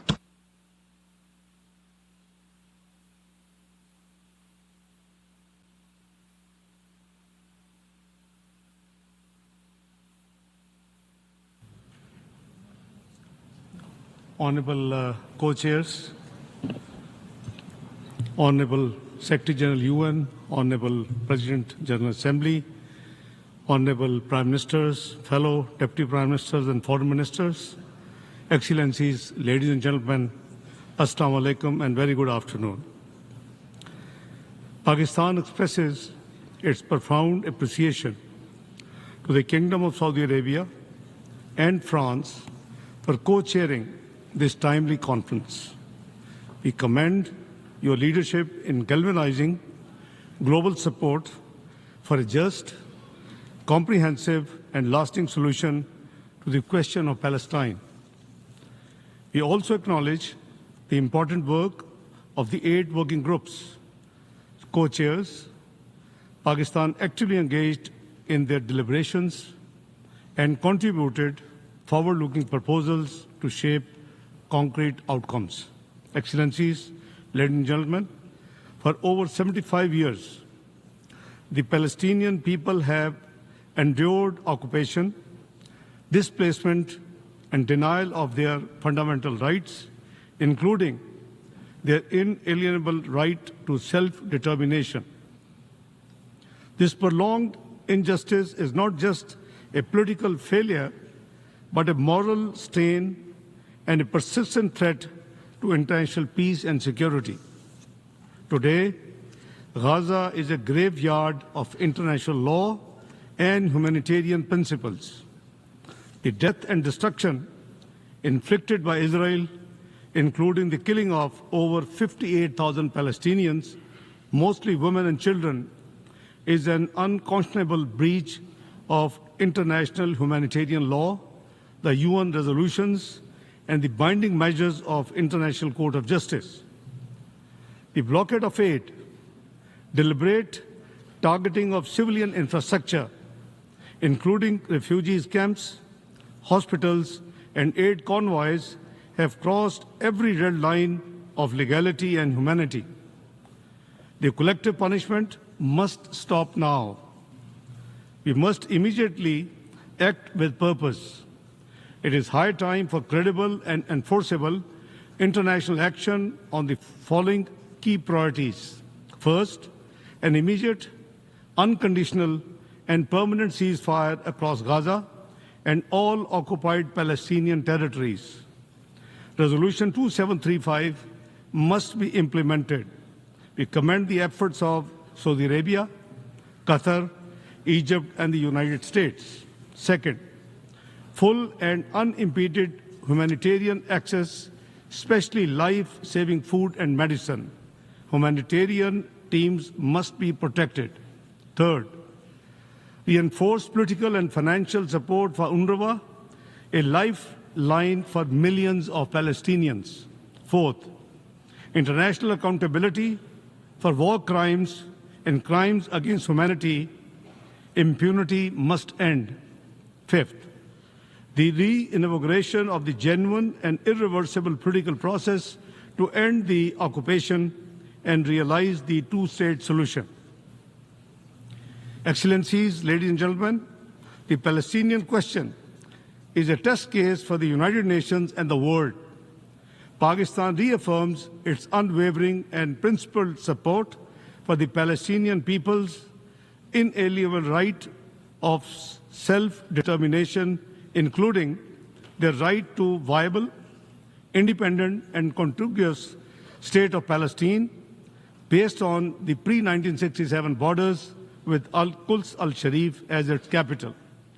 The outcome of this conference must deliver actionable commitments that, number one, reaffirm the centrality of the two-state solution as the only path to sustainable peace.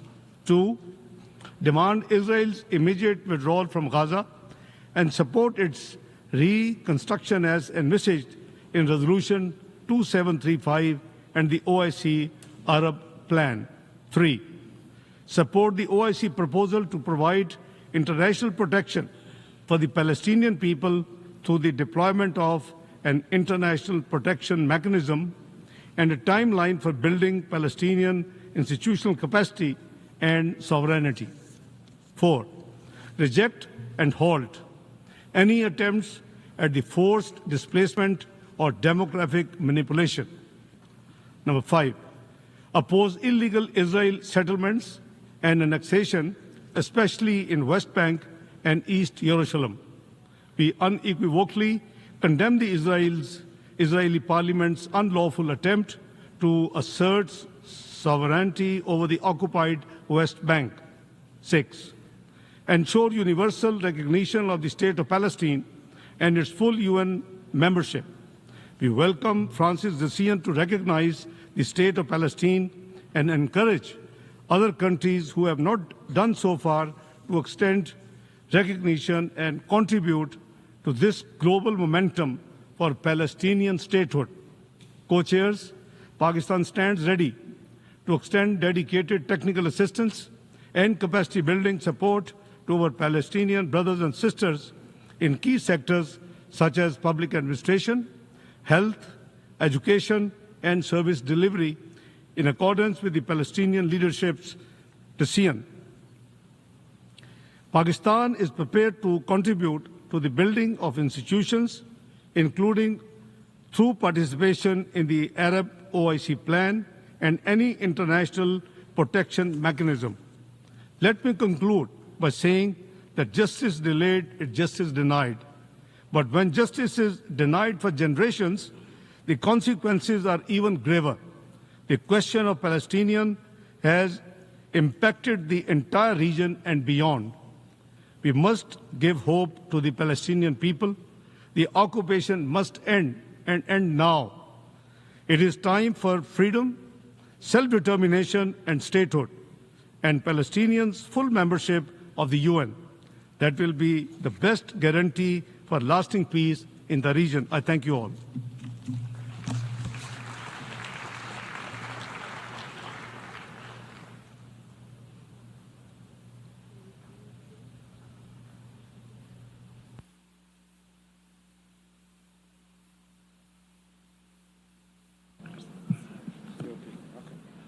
Je remercie.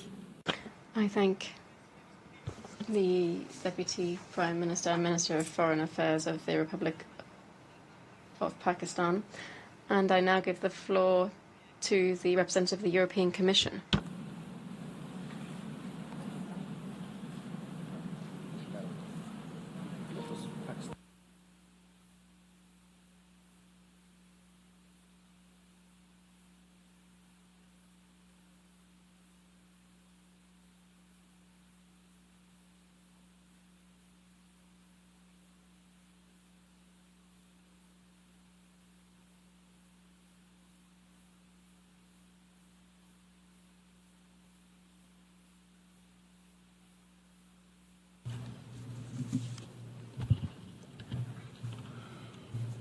عفوا للتصحيح يتقدم الآن دولة نائب. Correction. We now give the floor to the Deputy Prime Minister and Minister of Foreign Affairs of Iraq. Thank you, President. Excellencies, ladies and gentlemen.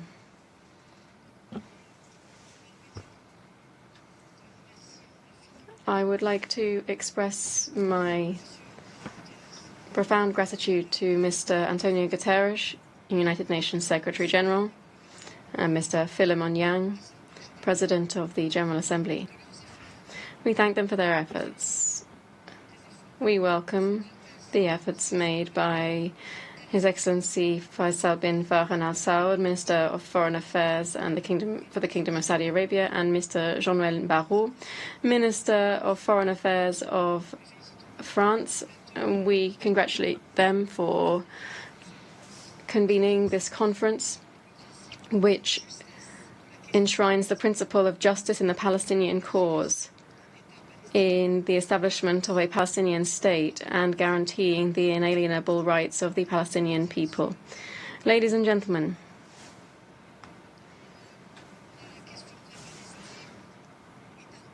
the Palestinian question is a moral test for the international system. The international community has sometimes shown signs of bias, and yet double standards doesn't contribute to building peace. The international community must henceforth support peace. The first step in that direction must be an immediate and unconditional ceasefire in the Gaza Strip. The delivery of humanitarian aid to the besieged and those in need, the wounded, without conditions or obstacles. The lifting of the blockade and the full provision of protection to civilians. Ladies and gentlemen, this conference could represent a step forward that could prevent further humanitarian disasters in Gaza and in the West Bank. It represents a response to our conscience, to our humanity, to salvage what can still be salvaged in light of the scale of the destruction and death perpetrated by the occupying Israeli forces in a series of heinous crimes against humanity. The policy of systematic killing practiced by the Israeli occupying forces is unacceptable. The policy of genocide and apartheid is unacceptable. Forced displacement, forced transfers is unacceptable. Starvation of the population is unacceptable. Expanding the scale of illegal settlements is also unacceptable. All of this exacerbates the humanitarian crisis day after day. Ladies and gentlemen, here we reaffirm Iraq's unconditional support for the Palestinian question. This is a just and rightful issue. This is the basis for stability in the region. We call on the international community, particularly those states having an influence, to shoulder their moral and legal responsibilities.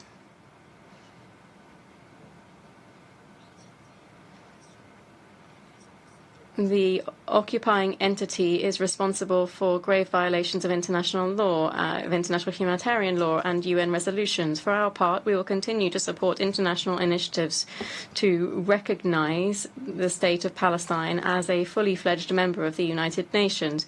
We stand ready to participate in any regional or international effort to support the rights of the Palestinians and to bring an end to the occupation.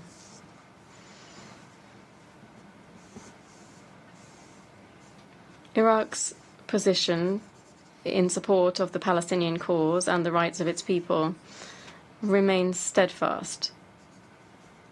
That is, the right of its people to reclaim their usurped land. Iraq rejects attempts at forced displacement and condemns repeated attacks on Gaza and the West Bank. We affirm that a just peace and stability in the region cannot be achieved to the detriment of the rights of Palestinians. Iraq is convinced that regional stability will only be realized through the exercise by the Palestinian people of their inalienable right to self-determination and the establishment of an independent Palestinian state with Jerusalem as its capital. Thank you.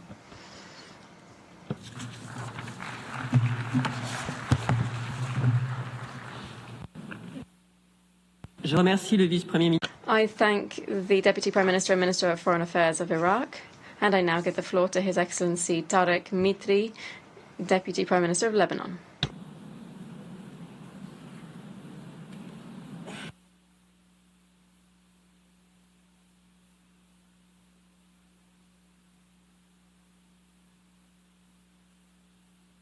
سيدي الرئيس أشكر الجمهورية.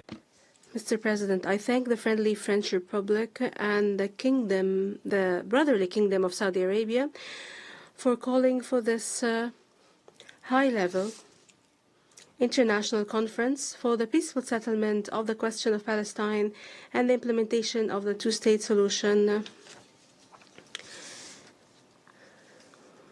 in support of the Palestinian people and in affirmation of their legitimate national rights and the establishment of their independent state as a path for just and comprehensive peace. Mr. President, since the Nakba, Palestine has been suffering tragedies year after year and month after month.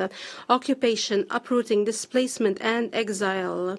These crimes are multiplying before our own eyes in Gaza. The occupier persists in siege, killing, starvation, and ethnic cleansing. It rides roughshod over international law and international humanitarian law. We are therefore called upon to work together and quickly to stop the massacre and to protect the credibility of international law, which is being questioned by those who believe in rights in the face of the arrogance of power. Mr. President, it is no secret that the milestones of the road to political solutions are well known. They were written by the international community with UN ink, and they have been engraved on the walls of this international organization. Resolutions adopted by the Security Council, the General Assembly, and and the International Court of Justice have established the illegality of occupation and its practices and have called for a two-state solution. Arab leaders called for a permanent and comprehensive solution to the conflict, including the establishment of a Palestinian state on the borders of the 4th of June 1967 with East Jerusalem as its capital, in exchange for peace with Israel. This position has not changed since the 2002 Beirut summit that was initiated by the brotherly kingdom of Saudi Arabia. Lebanon remains firmly committed to the Arab Peace Initiative, including the right of Palestinians to return to their homes. Mr. President, on behalf of Lebanon, I thank His Excellency the President of the French Republic, Mr. Emmanuel Macron, for his announcement of the recognition of the Palestinian state next September on the sidelines of the 80th session of the United Nations General Assembly. We highly appreciate France's principled position, which has been pursuing a policy that respects the principles of international legality and international law. I also commend the firm principled position of His Highness Prince Mohammed bin Salman, Crown Prince of the Kingdom of Saudi Arabia, who stressed the need to establish a Palestinian state as a condition for a just peace, which gives the Palestinian cause support in the face of the alarming recent escalation that we're witnessing in the Palestinian territory, including settlement, legalizing settlement, killing, displacement, and systematic destruction of educational, social, and relief institutions, foremost of which is UNRWA.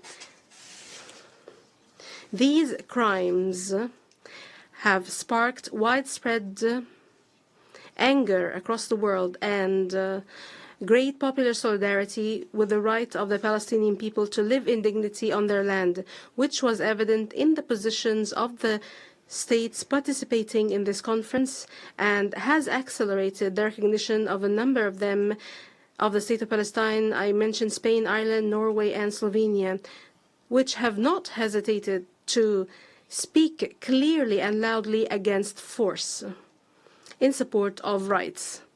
Mr. President, for 2 years now, my country, Lebanon, has been suffering from the horrors of repeated Israeli aggression against its sovereignty, territory, and people. And despite our full commitment to the implementation of Resolution 1701, and despite Lebanon's commitment to the arrangements for the cessation of hostilities agreed upon in November 2024, and despite the Lebanese armed forces assistance provided to UNIFIL forces to deploy along the Lebanese international border and making sure that only state has the monopoly on weapons south of the Litani River. And despite all the effort made by the President of the Republic, the Prime Minister, and our government to reach a state of our government control of weapons on all Lebanese territory, despite all of this, Israel continues to attack Lebanese territory every single day, violating Lebanon's sovereignty and killing its citizens. It also continues to occupy 5 points inside the Lebanese territory and has established 2 buffer zones, not to mention continuing to occupy the Sheba Farms, Kafr Shuba Hills, and the outskirts of the town of Al-Mari. Mr. President, I take this opportunity from this podium to thank the United Nations for all the support it provides to Lebanon through its agencies, and in particular through UNIFIL, whose role we stress as important in supporting the Lebanese armed forces and in maintaining stability along the internationally recognized borders. Lebanon has requested that its mandate be renewed for 1 year without any modification. And we hope that the Security Council would respond favorably to this request. Mr. President, let this conference be a sign of solidarity that the Palestinian people deserve, and action towards coordination and continued effort to defend and uphold the rights of this people. This will reinforce the full meaning of international legitimacy and enhances its effectiveness. I thank you, Mr. President.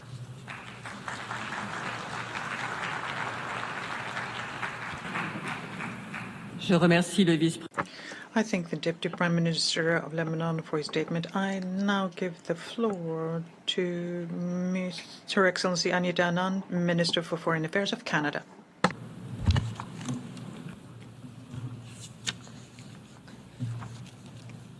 Excellencies, distinguished delegates, honored colleagues, the Palestinian question is at the heart of any hope for long-term stability in the Middle East.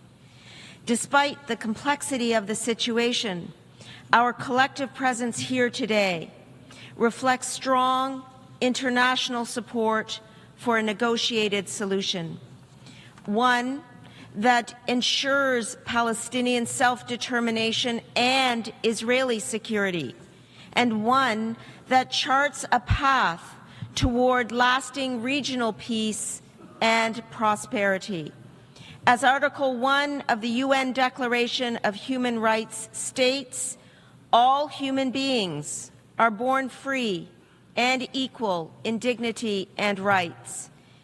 Canada remains firmly committed to a two-state solution, an independent, viable, and sovereign Palestinian state living side by side with Israel in peace and security. Canada supports the Palestinian people's right to self-determination, and we endorse the principle of Palestinian statehood. We shall continue to discuss with the Palestinian Authority the next steps in our relationship. A workable Palestinian state needs legitimate, democratic governance that serves all Palestinian people. Crucially important is the Palestinian Authority's commitment to undertake the comprehensive reforms necessary to govern Gaza and the West Bank. To that end, today, Canada is pledging an additional $10 million this year to accelerate reform and capacity building for the Palestinian Authority. Canada's commitment to a two-state solution is rooted in our desire to see the Palestinian people living with freedom and dignity, and to see Israelis live in peace and security also. In this light, this path is not only the most just course, it is the only sustainable one. À Gaza, la situation humaine. The humanitarian situation in Gaza is disastrous. Numerous Palestinians are dying from hunger. They're killed as they're trying to obtain food and water, or during a military operation which resulted in numerous victims.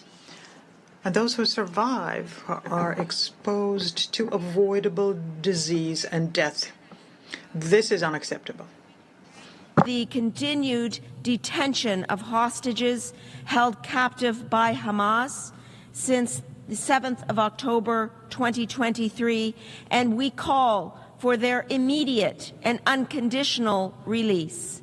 Hamas must immediately and unconditionally release all hostages. Hamas can have no role in Gaza's future governance. Israel's right to live in peace and security with its neighbors has long been and continues to be a key principle of Canada's Middle East policy. I believe this right must be recognized by all partners who are committed to peace. To this principle must be joined our shared commitment to Palestine's right to live in peace and security also. Joined by international partners, Canada also recently condemned the ongoing civilian suffering. We condemn the inhumane killing of civilians, including children. We condemn the ongoing expansion of settlements and settler violence in the West Bank, and we condemn the forced displacement of the Palestinian population. The actions outlined just now are all violations of international humanitarian law.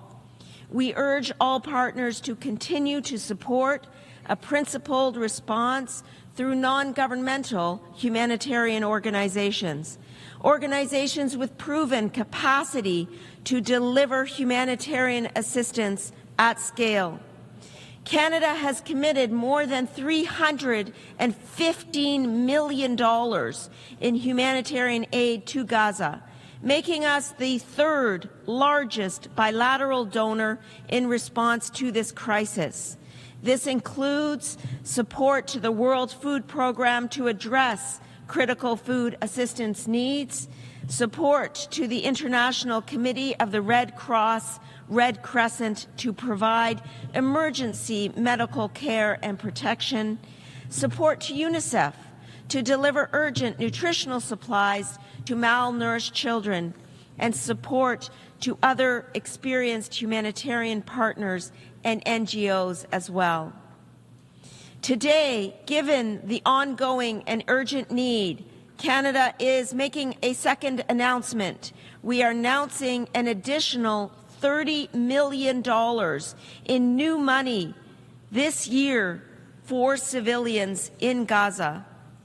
This funding will allow more aid to be pre-positioned in Jordan and the region and ready to be delivered at scale.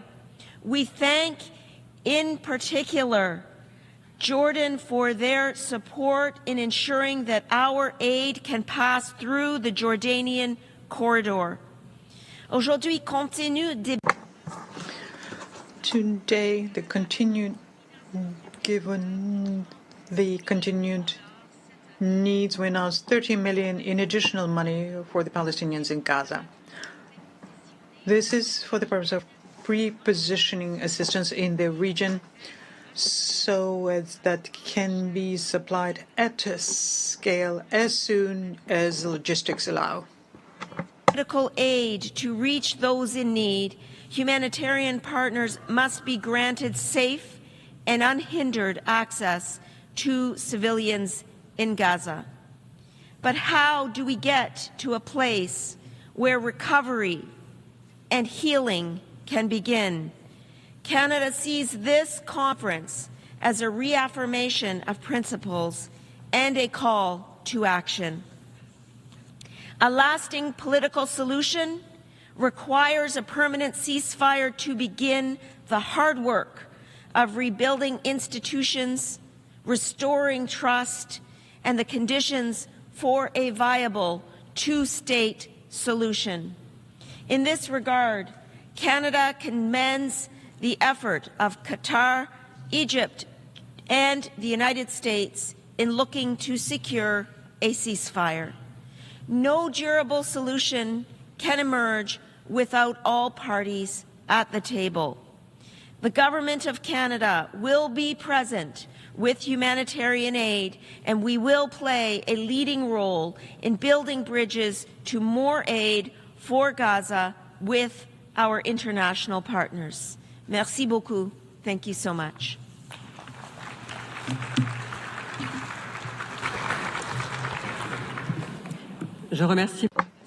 I thank Madam Minister of Foreign Affairs of Canada for her statement. I now give the floor to Her Excellency Dubravka Swisha, European Commissioner for the Mediterranean of the European Union.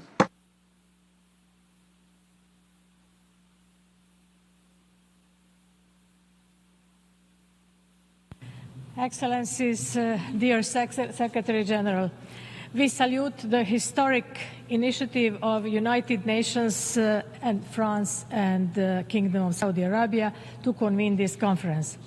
The European Union is fully committed to achieving lasting peace in the Middle East region, our immediate neighborhood. We support the two-state solution in accordance with international law. We want to see Israel and Palestine living side by side in peace and security within recognized borders. Let me first address the situation in Gaza. Since the 7th October terrorist attacks on Israel, the world has been witnessing an unprecedented tragedy. The European Union continues to call for a ceasefire, the release of all hostages, a swift flow of humanitarian aid, and disarmament of Hamas. We appreciate the mediation activities from Egypt and United States and Qatar. We are also acting.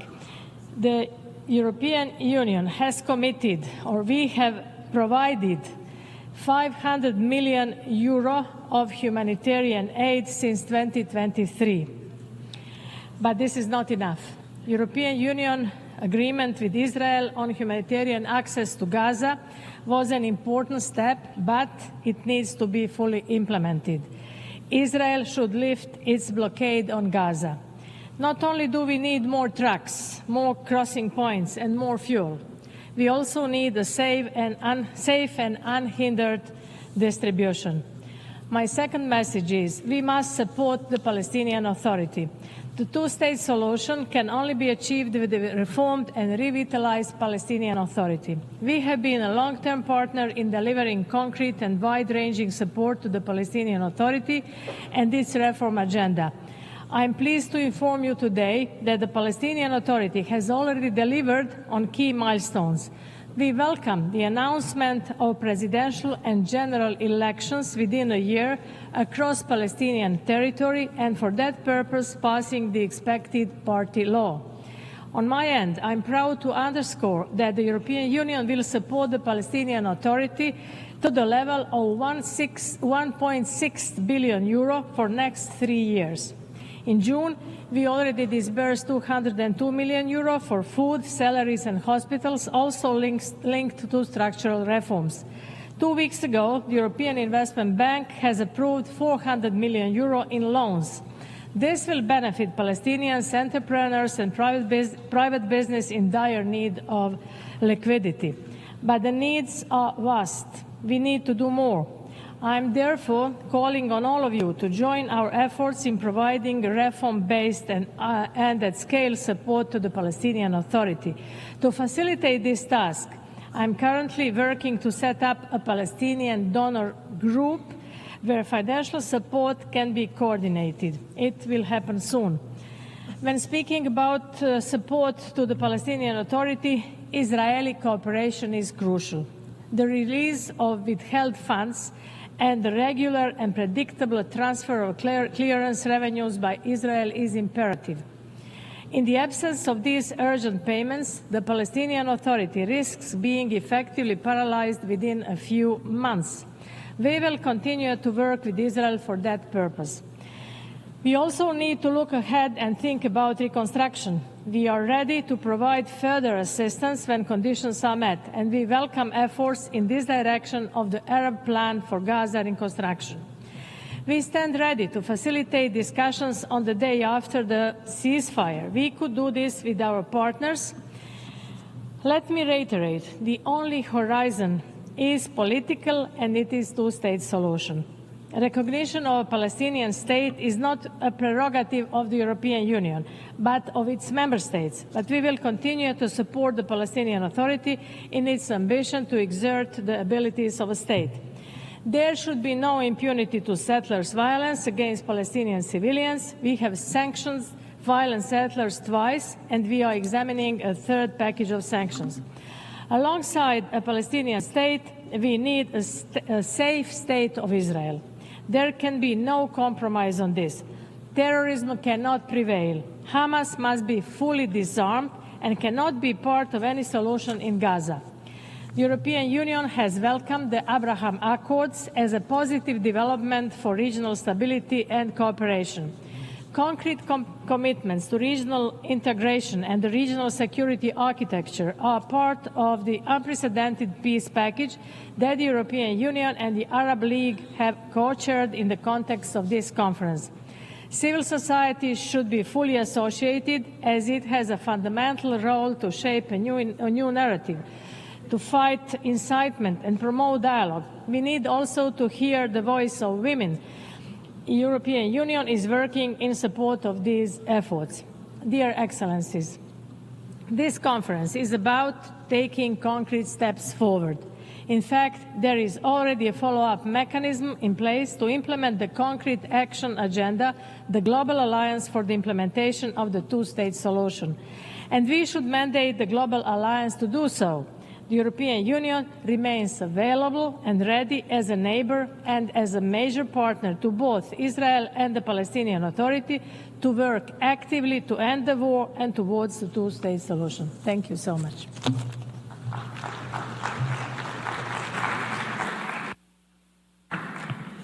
Je remercie la commissaire.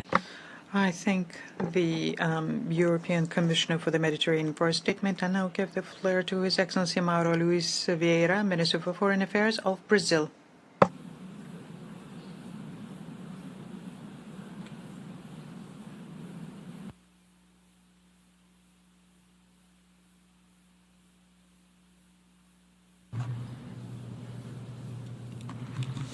Honorable co-chairs, Excellencies, 78 years have passed since the General Assembly endorsed the two-state solutions framework, yet the Palestinian statehood remains unrealized. Brazil played a key role in that historic decision. Then Foreign Minister Oswaldo Aranha presided over sessions that adopted Resolution 181 of the Second General Assembly, laying the foundation for the two-state solution. Brazil's position has since remained firmly anchored in this legal framework. Co-chairs, for over 7 decades, efforts for a peaceful solution to the Israeli-Palestinian conflict have faltered. What has prevailed is an ever-growing illegal occupation and the continued denial of the Palestinian people's right to self-determination. Not only have the Palestinians waited far too long to build their state, they now face the prospect of it becoming ever more distant. In the past 2 years, we have borne witness to intolerable daily violations of human and humanitarian rights in Palestine. These abuses are not confined to Gaza, where haunting images of skeletal children starving to death flood our screams to our horror, and civilians are gunned down while desperately waiting in line for food. Gaza is where homes, hospitals, schools, and places of worship lie in ruins, where women and children are massacred, where journalists and humanitarian workers are caught in the crossfire. It's also where the essence of our humanity is being buried. Meanwhile, illegal settlements continue to expand, and extremist settler violence in the West Bank has reached unprecedented levels.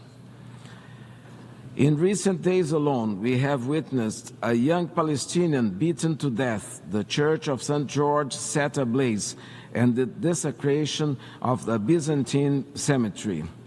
These are not isolated incidents, but a systematic strategy of dispossession and collective punishment. Honorable co-chairs, Brazil will not condone continued impunity. Hearing the global cry for justice, Brazil announces the following measures. The intervention of Brazil in the International Court of Justice case brought by South Africa under the Genocide Convention. The investigation and tighter control of imports from illegal settlements and other unlawful occupied lands. The continued denial of defense exports to Israel in accordance to the Arms Trade Treaty, the support for a UN-led international verification mission to monitor compliance with international law, and a mechanism modeled after the Special Committee Against Apartheid. Technical support for the Palestinian Authority in key state-building areas as per their need. The continued support for UNRWA's activities, including taking up the presidency of its advisory commission. Ensuring a principled distinction between legitimate criticism of state policies and practices affecting Palestinians and anti-Semitism, following recommendations of UN Special Rapporteurs. Co-chairs, the key step toward making the two-state solution viable is recognizing the state of Israel, the state of Palestine. Recognition is a sovereign act, and in this case, a moral obligation. Virtually all Latin American and Caribbean countries, including Brazil, since 2010, recognize the state of Palestine, as do most African and Asian countries. As we commend France for joining the 70% of UN members, Brazil underscores that non-recognition only normalizes an illegal and unjust reality marked by occupation, systematic discrimination, the commission of war crimes, crimes against humanity, and potentially genocide. Recognizing Palestinian sovereignty strengthens its legitimacy and the Palestinian case for full UN membership. Member states must also act to halt illegal settlement activity, end forced displacement, lift the blockade on Gaza, restore full Palestinian sovereignty over its territory, ensure accountability and reparations, and establish a UN-monitored demilitarized buffer zone. Co-chairs, the ordeal of the Palestinians is the most pressing moral test of our time. It challenges our commitment to international law and human dignity. Brazil stands ready to continue to work with member states to turn the two-state solution a reality, not only for Israel, but also for Palestine. Thank you very much.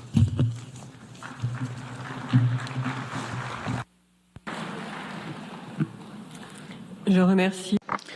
I thank the Minister of Foreign Affairs of Brazil for his statement. I'll now give the floor to His Excellency Badr Ahmed Mohamed Abdelati, Minister for Foreign Affairs, Immigration,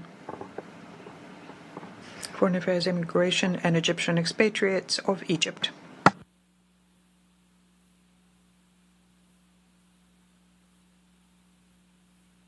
Bismillahir Rahmanir Rahim. In the name of God, most compassionate, most merciful, Your Highness Prince Faisal bin Farhan, Minister of Foreign Affairs of the Kingdom of Saudi Arabia, Your Excellency Jean-Noël Barrot, the Minister of Foreign Affairs of the French Republic, Your Excellencies, distinguished ladies and gentlemen. At the outset, allow me to express my appreciation to the Kingdom of Saudi Arabia and to the French Republic for convening this conference, which comes at a critical juncture of the brutal war against the Gaza Strip. This war has exceeded the limits of all imagination and human conscience, and it has targeted more than 2.5 million Palestinians in Gaza through blockade, killing, displacement, and starvation. It is an unprecedented humanitarian disaster in our recent times. This catastrophe is inflicted on a daily basis against our brothers and sisters in Gaza and in the West Bank as they wait in line, waiting for a morsel of bread or waiting for humanitarian assistance that barely fulfills a minimal need. The children who are being killed on a daily basis represent a turning point and damning evidence against what used to be known as the rules of justice and equity in a world that no longer knows other than the language of force, a world that applies a double standard, but in fact 100 standards. The world is silent out of fear or interests. The death distribution mechanism adopted by the occupying power to satiate the hungry has become an embodiment of the futility of international efforts in this dark phase of human history. I believe that this conference today is not only for sake of coordinating international positions to address the humanitarian crisis in the occupied Palestinian territory, including Gaza, the West Bank, and East Jerusalem, but in fact, it goes beyond that to achieve two main things. One, the collective efforts to address the root causes of this crisis through revival of the two-state solution as the only means to end the conflict and to establish regional security. The second is that entrenching this illegal occupation that deprives the people of their land and that imposes a new demography and will only lead to more killing, destruction, hatred in the region and in the world. Your Excellencies, in these dark circumstances, I can only stress the need to reach a permanent ceasefire, to pave the way to discuss post-war arrangements. Most important among these arrangements is the fulfillment of the international community of its moral duty to rebuild the Gaza Strip as per the Arab Islamic plan for early recovery and reconstruction. Egypt intends to implement this plan through convening very soon a regional conference on reconstruction as soon as a ceasefire in Gaza is achieved.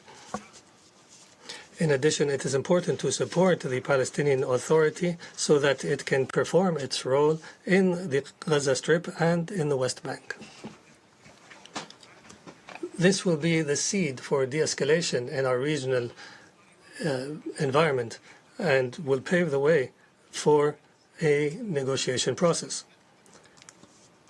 The Israeli aggression, the brutal aggression, has proven two facts.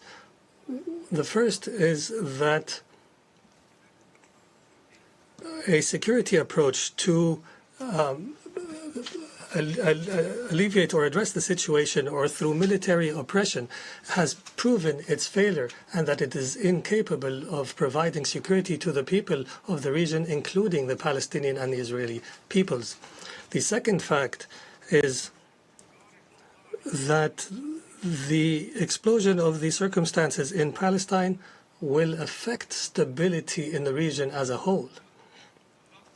And accordingly, the Palestinian question, as Cairo has repeatedly stressed, and all Arabs, despite the denial of some, the question of Palestine remains the central issue in the Middle East, and there is no means to evade this fact.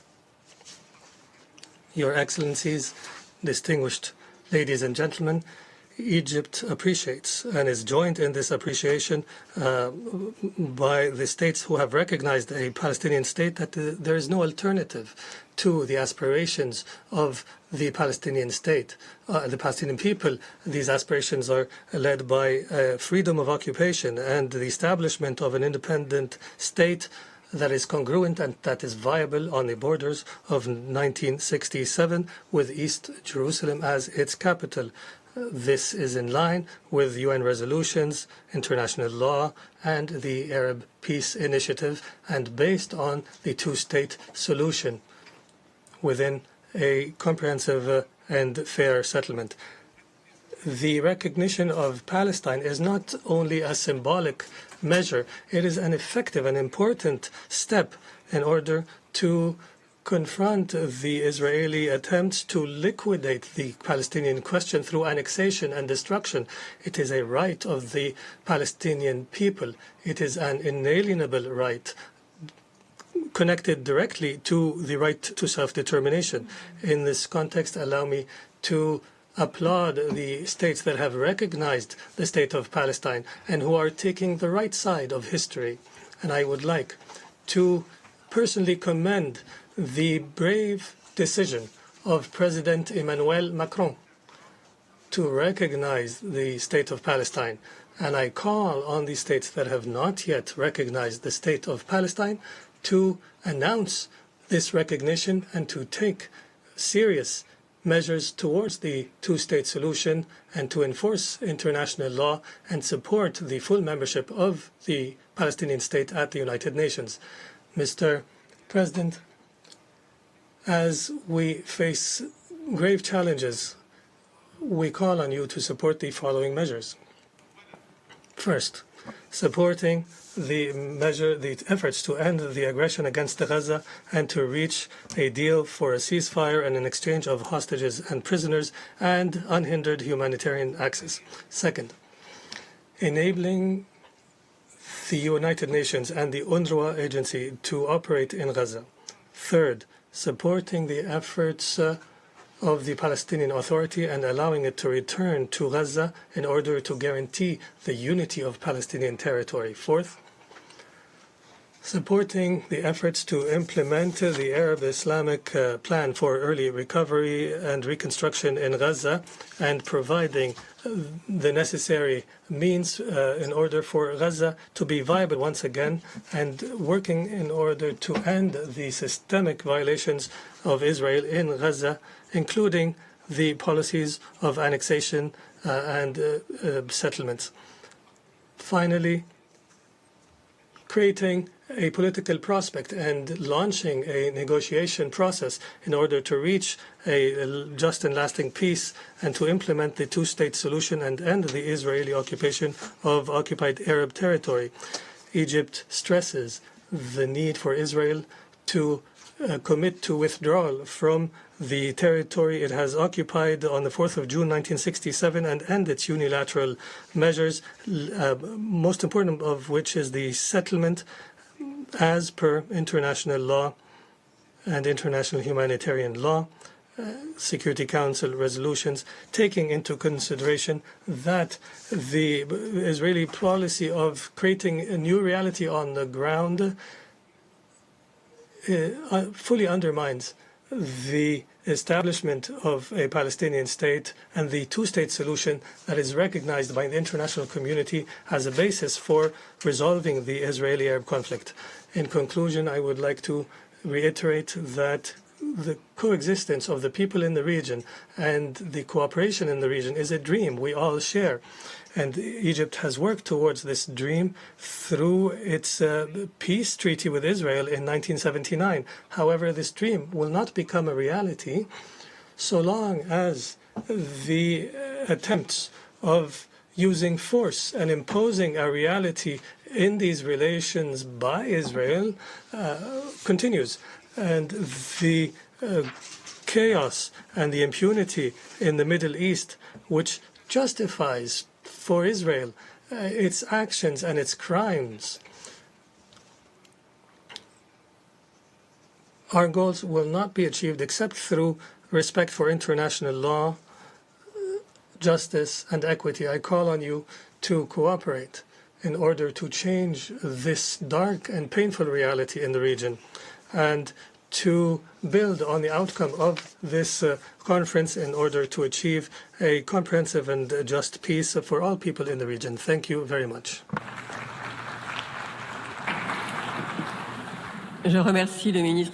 I thank the Minister for Foreign Affairs, Immigration and Egyptian Expatriates of Egypt, and I now give the floor to His Excellency Mr. José Manuel Álvarez Bueno, Minister for Foreign Affairs, European Union and Cooperation of Spain.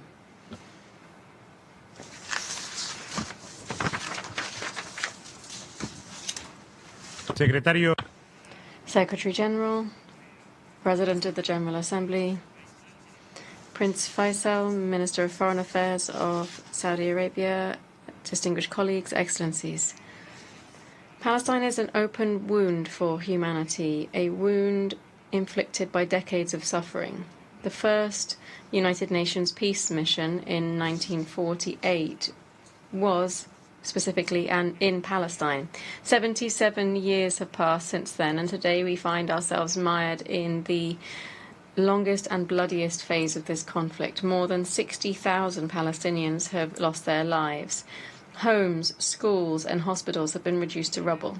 Millions of Gazans have been forced into constant displacement, losing with every move the little that they manage to salvage. Their houses, hospitals, schools, and refugee shelters have been bombarded. This is a population that is dying disgracefully, starving, attacked while queuing for food, while trucks carrying international aid are blocked.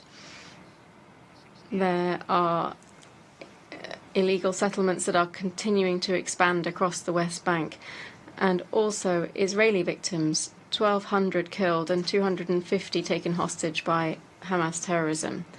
We must always remember all of these victims. We must understand that pain doesn't distinguish between creed, ideology, or border. We don't defend sides. We defend innocent lives. We should understand that preserving peace, life, and humanity is the principle that gives meaning to this organization and the goal that should guide our decisions. Today, once again, I reaffirm Spain's unwavering commitment to the United Nations, to multilateralism, and to respect for international law. The values and institutions represented by this organization are the only bulwark against arbitrariness, imposition, and violence. And it is steadfast in this belief, and with all of the victims in our thoughts, that today we have to talk about hope. Hope because here at the United Nations we have representatives from across the world to say that peace is possible and that there are more and more of us who are working to make it a reality. It's impossible to look away now. It is no longer acceptable to hide behind silence, which always works against the victims. That is why Spain recognized the state of Palestine in May 2024 and proposed the idea of an international conference to begin laying the foundations for the two-state solution, to begin to build a future of peace for Israel and for Palestine. Today, I'd like to call on those countries that have not yet done so to join the two-state solution and to recognize the state of Palestine. This is not a decision against anyone, but rather in favor of peace, justice, and the right, exactly the same right for both the Israeli and Palestinian peoples, to a future of peace and security and to a state. The defense of life, peace, and human rights is the conviction that guides us. Hence, I demand and reiterate the demand for the release of all hostages, and I express our full solidarity with their families. Neither Hamas nor any terrorist group can have any role in the future of Palestine. Spain, therefore, stands ready to deliver all necessary humanitarian aid to Gaza in response to the starvation. We have tripled our support to the Palestinian Authority. We have taken sanctions against violent settlers and those who sabotage the two-state solution and will continue to do so.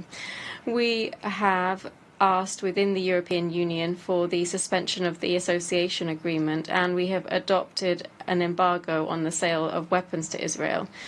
The Middle East doesn't need more weapons, it needs peace. That's why we're participating in proceedings before the International Court of Justice, and we are supporting investigations into crimes that may have been committed. We, together with Palestine, promoted a resolution adopted here in June to protect the civilian population. We are demanding an immediate ceasefire, the massive entry of humanitarian aid, the release of hostages, and the reconstruction of Gaza. From the outset, we have said that overcoming this crisis calls for the two-state solution, Israel and Palestine living side by side in peace and security, with Gaza and the West Bank under a single Palestinian authority with territorial contiguity connected by a corridor with access to the sea and with East Jerusalem as their capital. We've also stated that this solution should be applied through an international conference with the participation of all states that are committed to justice and peace.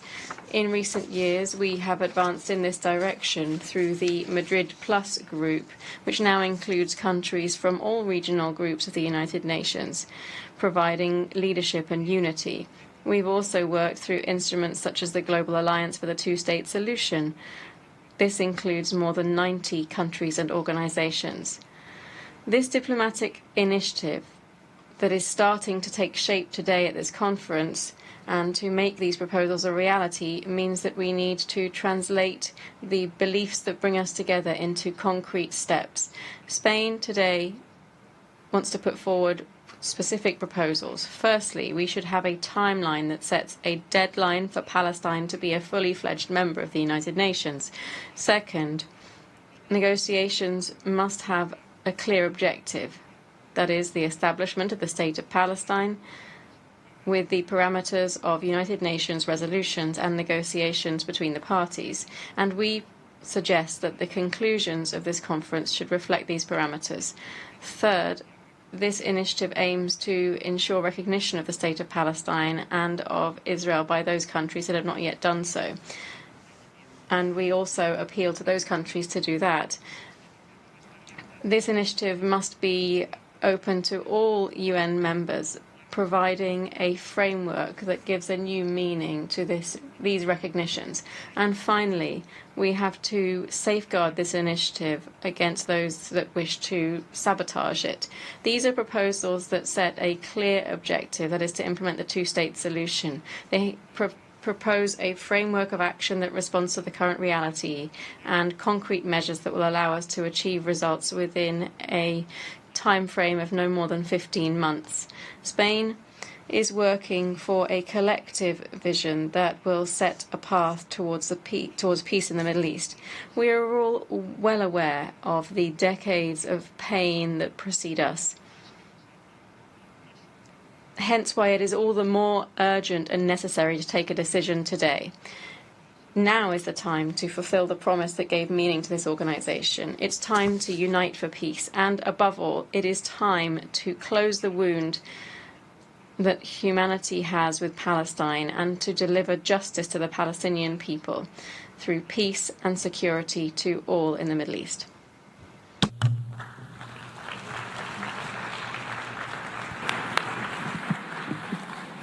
Je remercie le ministre des Affaires. I thank the Minister for Foreign Affairs, European Union and Cooperation of Spain, and I now give the floor to His Excellency Mr. Espen Barth Eide, Minister for Foreign Affairs of Norway.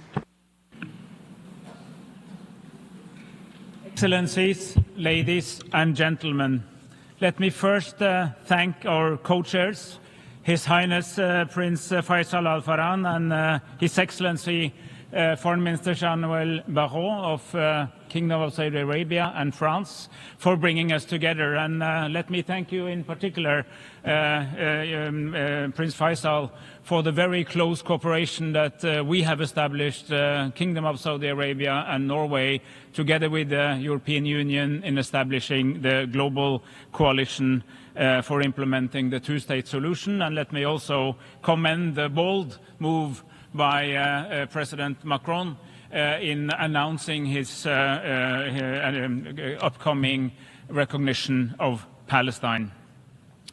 Ladies and gentlemen, the carnage must stop.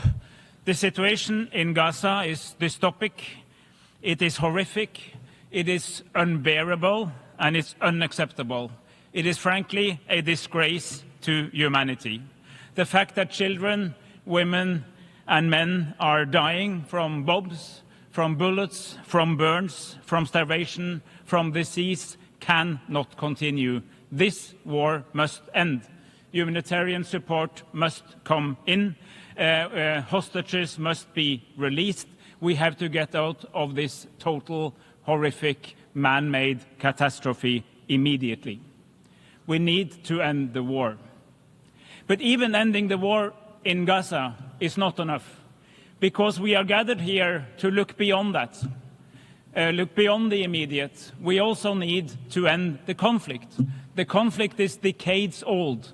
It has been with us since the very young United Nations was deciding on how to divide the British Mandate territory of Palestine into what was supposed to be a Jewish state of Israel and a state also for the Palestinian people. One of these states is there. We recognized Israel in 1949, and we were happy that Israel was established as the expression of the long dream of establishing a Jewish homeland. But the other state never came around. Working for ending the conflict is also about fulfilling this promise, which was never completed, never fulfilled, which is an integral part of the history of the world and the history of our United Nations. It's an obligation that we share, and it's an obligation on which we now have to deliver.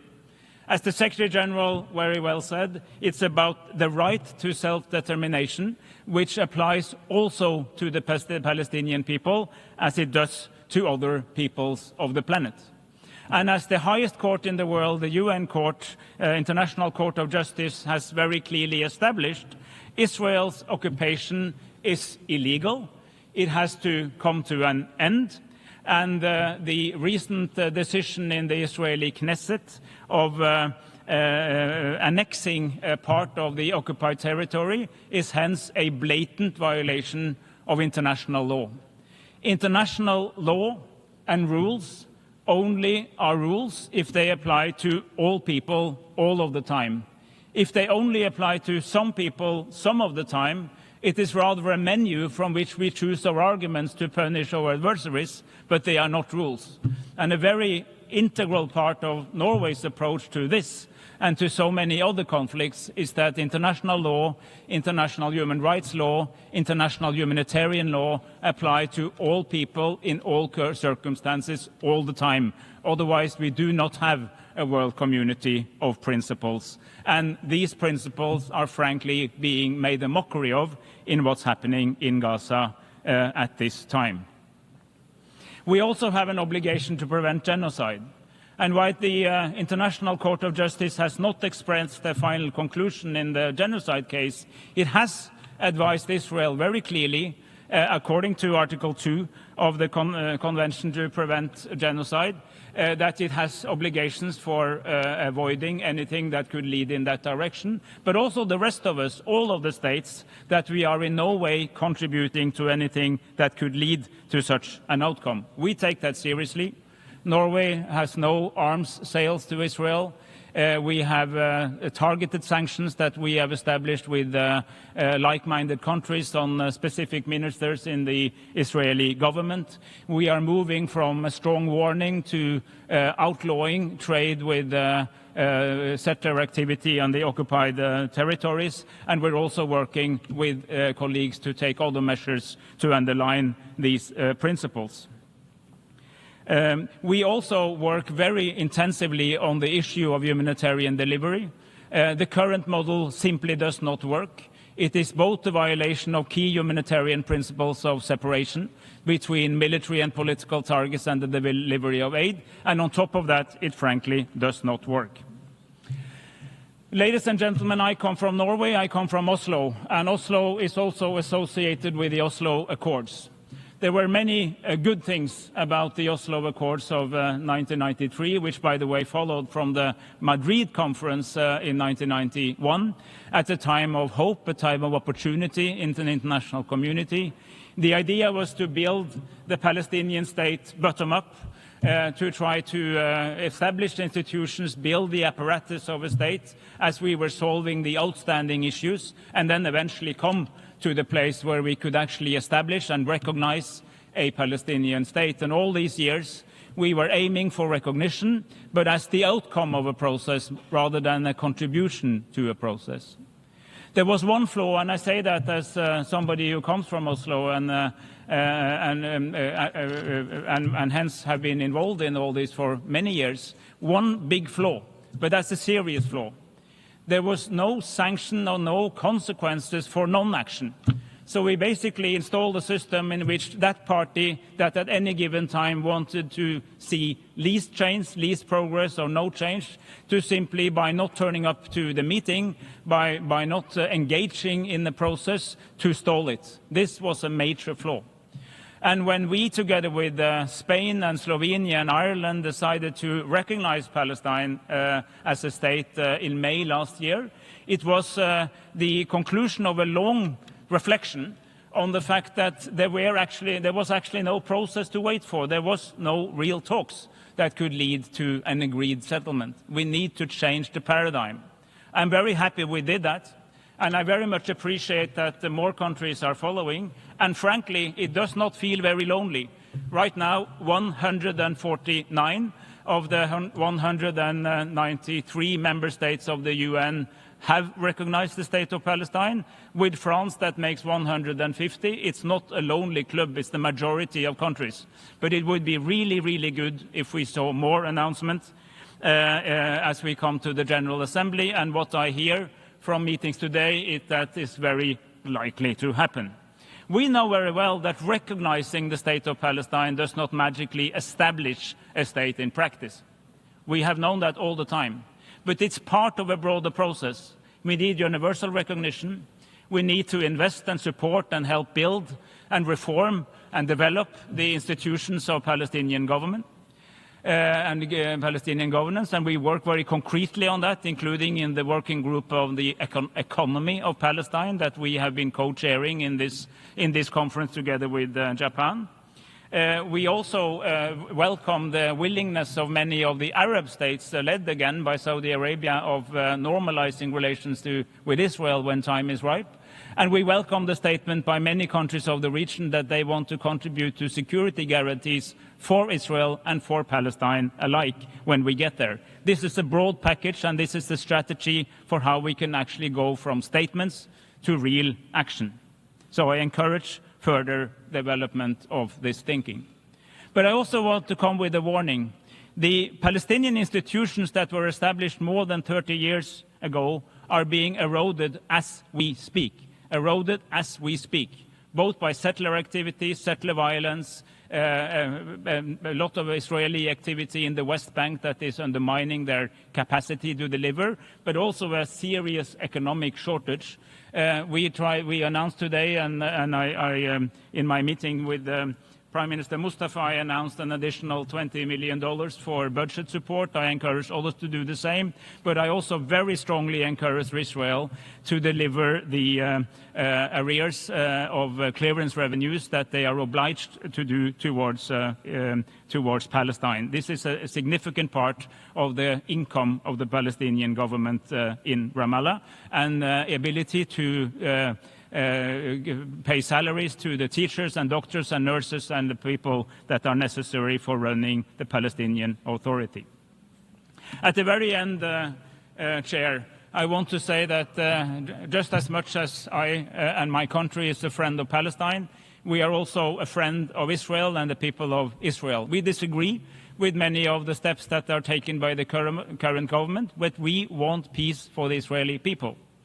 But we think that Israel at some point have to reflect on the existential question: how can you assure that you remain a state which has a Jewish identity, a Jewish majority, while also remaining a democratic state?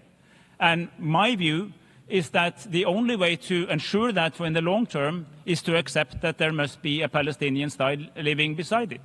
And I think that the process of non-negotiation, the assumption that there was a process, has postponed that reckoning. But I think that reckoning has to happen. We are willing to support both peoples as they move towards what can be real peace. So I hope that this conference will lead to at least two things. One, a very clear statement of what is the majority view in the world community. We need to speed up our path towards a two-state solution, and we need to do it now. And secondly, that we can deliver on a series of very practical, pragmatic solutions that can help the Palestinian government, the Palestinian Authority we already have to survive, to improve, to thrive, and to be ready to be in control of the entire territory of Palestine, including, of course, Gaza, the West Bank, and the relevant part of Jerusalem when time is right. That is good for the region, that's good for the world, and that means that we deliver on the promise that we, or our predecessors rather, were committing to in the very first years of our United Nations. Thank you for your attention.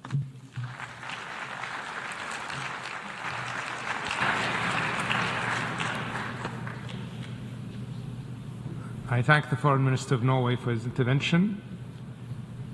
And now I welcome His Excellency Yassine Fall, the Foreign Minister of Senegal.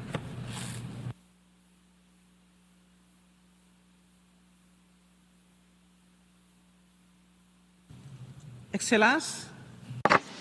Your Excellencies, ladies and gentlemen, Senegal welcomes the resumption of this conference at a time when human conscience is deeply shaken by the impossible tragedy which is unfolding in front of our eyes. We firmly condemn the disproportionate and unacceptable operation by Israel in Palestine, which in 20 months has resulted in humanitarian capacity and resulted in 58,000 dead and 139 wounded, without counting the thousands of people in the West Bank and 400 humanitarians, including UNRWA staff, who is indispensable on the ground, and their lives were lost as they were trying to save others. Time does not allow us to describe here, as it merits to be described, the tragedy, nor can we remake history. We are here to collectively move history forward by putting an end to this tragedy. It is a matter of urgency to put an end to the catastrophe in Gaza, and it is urgent to fully recognize the state of Palestine and to admit it as a fully fledged member of the United Nations. That is the good meaning of history. The Palestinian people can no longer wait. The occupation has to end, and the suffering of the civilians has to come to an end. The promise of having two states has to become a reality. And in order for it to become a reality, standing idly by is not an option, and the status quo is not an unavoidable option. Excellencies, ladies and gentlemen, the two-state solution is not just a political stance, it's a deep expression of justice and humanity. And that is why Senegal welcomes the structure of this conference, which through its 8 roundtables is being very pragmatic in tackling the essential pillars of the issue. Without them, no lasting peace is possible. As a basis for any lasting solution, there is international law, and Senegal and Brazil has re-expressed their commitment to it as co-chairs of the working group on this matter. Your Excellencies, ladies and gentlemen, the Declaration of New York and the follow-up process afterwards need to end up with providing us with a clear roadmap with specific steps and the effective monitoring and accountability mechanism accompanying it. Its level of ambition will be judged according to how deep the engagements under it are, based on the right and the deadlines. It is essential to make sure that our message is clear. And it is also a way of making sure that we change course and base it on political courage. And as a follow-up to this message, my country, Senegal, welcomed on the 9th July this year a conference on the issue of Jerusalem under the auspices of the Committee on the Exercise of the Inalienable Rights of the Palestinian People, together with the Organization of Islamic Cooperation. And this meeting shed light on the need to have collective action so as to safeguard the status of Jerusalem as well as the rights of the Palestinian people's rights to self-determination and return. And the international community has to continue in this vein even more to ensure the equal sovereignty of the Palestinians and Israelis and the equal dignity of the two peoples. On behalf of His Excellency De Harfai, President of the Republic of Senegal, I would like to reaffirm very strongly the commitment of Senegal for the implementation of the two-state solutions, two states living side by side in peace and security and in mutual recognition. My country is ready to contribute towards this revitalized process side by side with all nations striving for peace. I thank you.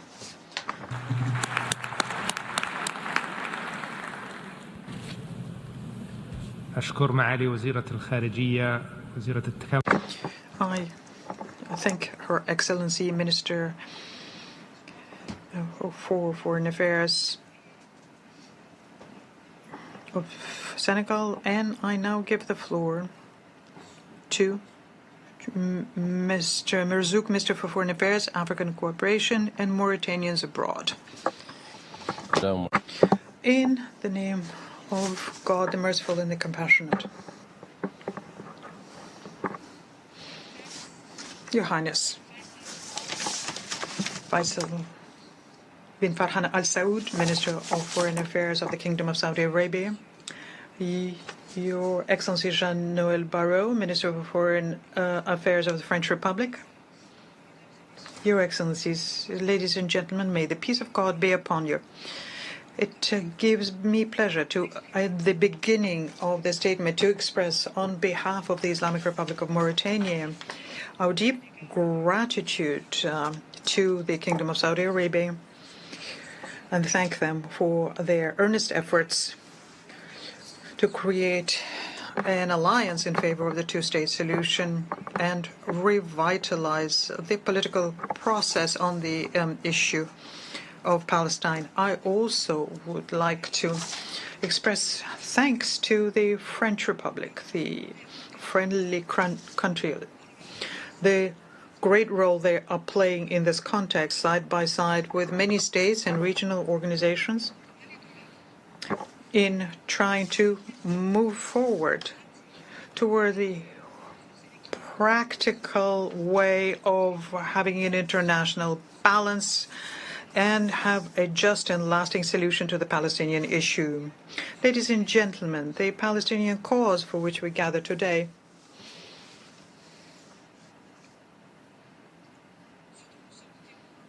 and what we witness in Gaza